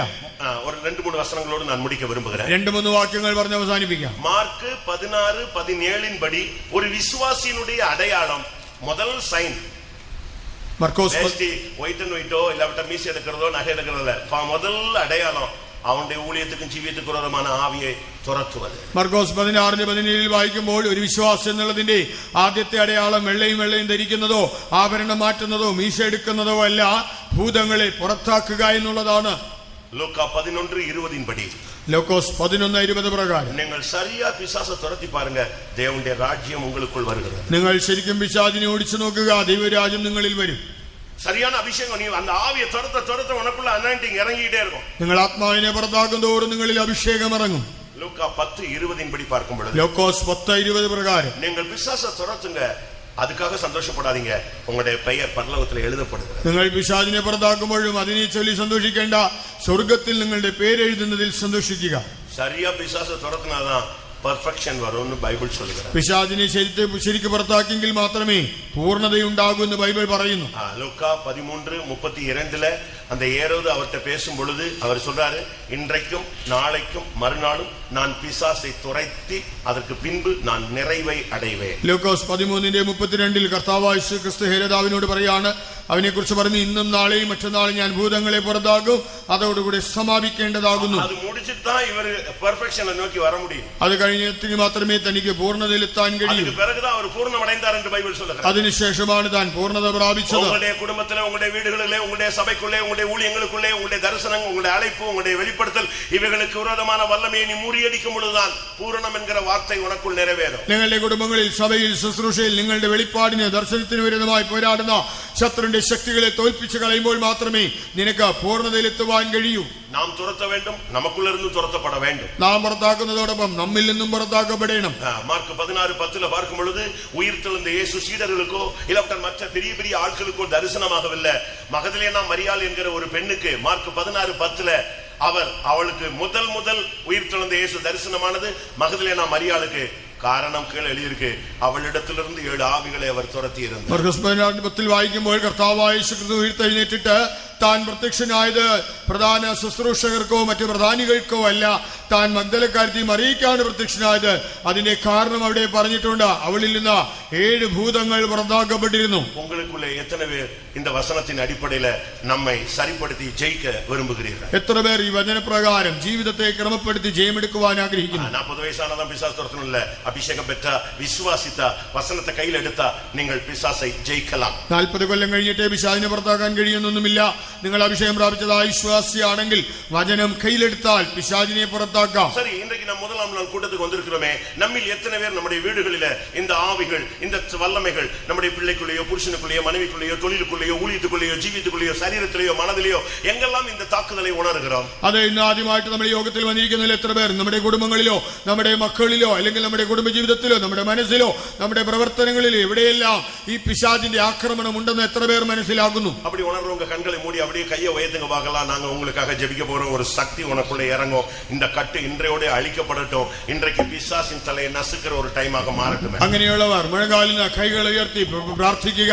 ഞങ്ങൾ നിങ്ങൾക്കായി പ്രാർത്ഥിക്കും. ഇന്ന് ദൈവം നിങ്ങളെ വിടുവിക്കും. ദൈവത്തിന്റെ ശക്തി നിങ്ങളിൽ വരും. പിശാചിന്റെ ശക്തി പുറത്താക്കപ്പെട്ട് അവന്റെ തലയെ ചതയ്ക്കുന്ന ഒരു സമയമായി ഇത് മാറും. எந்த இடத்துல அந்த வல்லமையை நீங்க ஃபீல் பண்றீங்களோ அதை நினைச்சு கையை உயர்த்துங்க. தேவனுடைய அபிஷேகத்துக்கு கொஞ்ச நேரம் இடம் கொடுங்க. ഏത് മേഖലയിലാണ് ഈ ശക്തി പ്രവർത്തിക്കുന്നത് മനസ്സിലാക്കി നിങ്ങൾ കൈ ഉയർത്തുക. അല്പസമയത്തിനുള്ളിൽ ഒരു അഭിഷേകം ഇവിടെ ഇറങ്ങും. சிலுவையிலே ஜெயத்தின் கொடியை ஏற்றினவர் அதே ஜெயக்கொடியை உங்க கையில கொடுத்து நீங்க உயர்த்தணும். சபை ஜெயிக்கணும்னு விரும்புகிறார். ക്രൂശിൽ ജയക്കൊടി ഉയർത്തിയവൻ നിങ്ങളുടെ കയ്യിലും ആ കൊടി തന്ന നിങ്ങൾ അതിനെ ഉയർത്തണമെന്നും സഭ ജയിക്കുമെടുക്കണമെന്നും ആഗ്രഹിക്കുന്നു. நான் ஒரு கேள்வி கேட்கிறேன். ഞാനൊരു ചോദ്യം ചോദിക്കട്ടെ? ஒரு நிமிஷம் கைகளை கீழே போடுங்க. ഒരു നിമിഷം കൈ താഴ്ത്തുക. உங்களுடைய வீட்லயோ, தொழிலையோ, பிள்ளைகளுக்குள்ளேயோ எங்கேயோ ஒரு விதமான ஒரு வல்லமை, அந்நிய சக்தி எனக்கு விரோதமா, என் குடும்பத்துக்கு விரோதமாய் போராடுகிறத என் ஊழியத்துல கூட நான் ஃபீல் பண்றேன் அப்படிங்கிறவங்க தயவு செய்து உங்களுடைய வலது கரத்தை மட்டும் உயர்த்து. നിങ്ങളുടെ വീട്ടിലോ, നിങ്ങളുടെ തൊഴിലിലോ, നിങ്ങളുടെ കുടുംബത്തിലോ, നിങ്ങളുടെ മക്കളിലോ, നിങ്ങളുടെ ശുശ്രൂഷയിലോ ഏതോ ഒരു ദുരാത്മാ പോരാടുന്നു എന്ന് മനസ്സിലാക്കുന്നവർ ലജ്ജിക്കാതെ നിങ്ങളുടെ വലം കൈ ഉയർത്തിപ്പിടിക്കുക.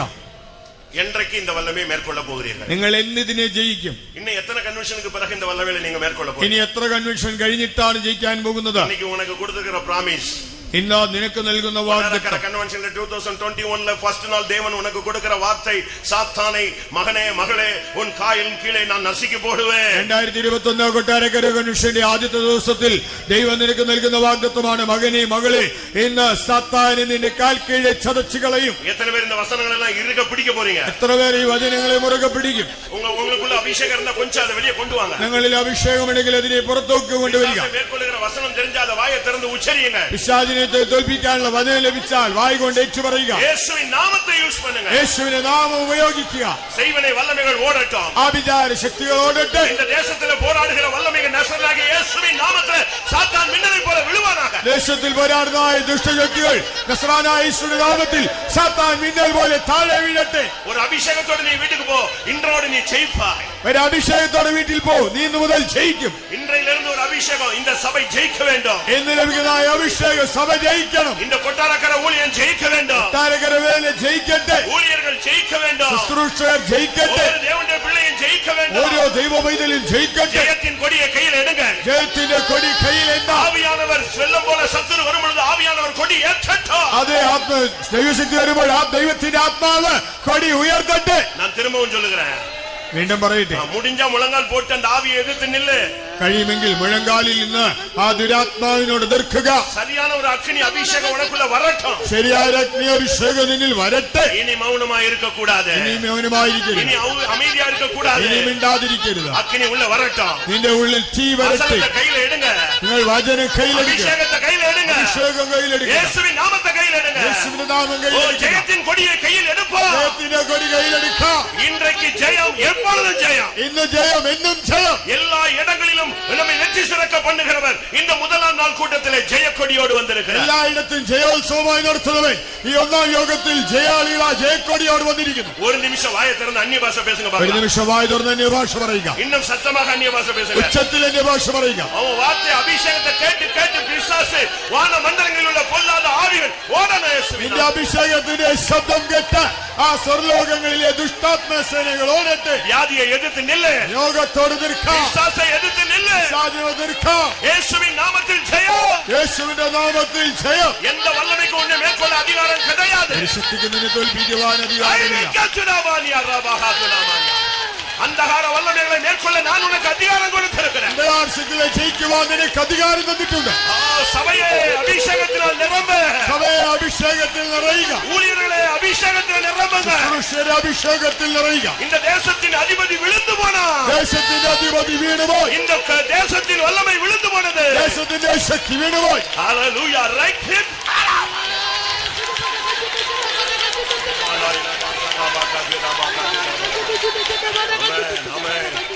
கொடி உயர்த்துவின் ஜெயத்தின்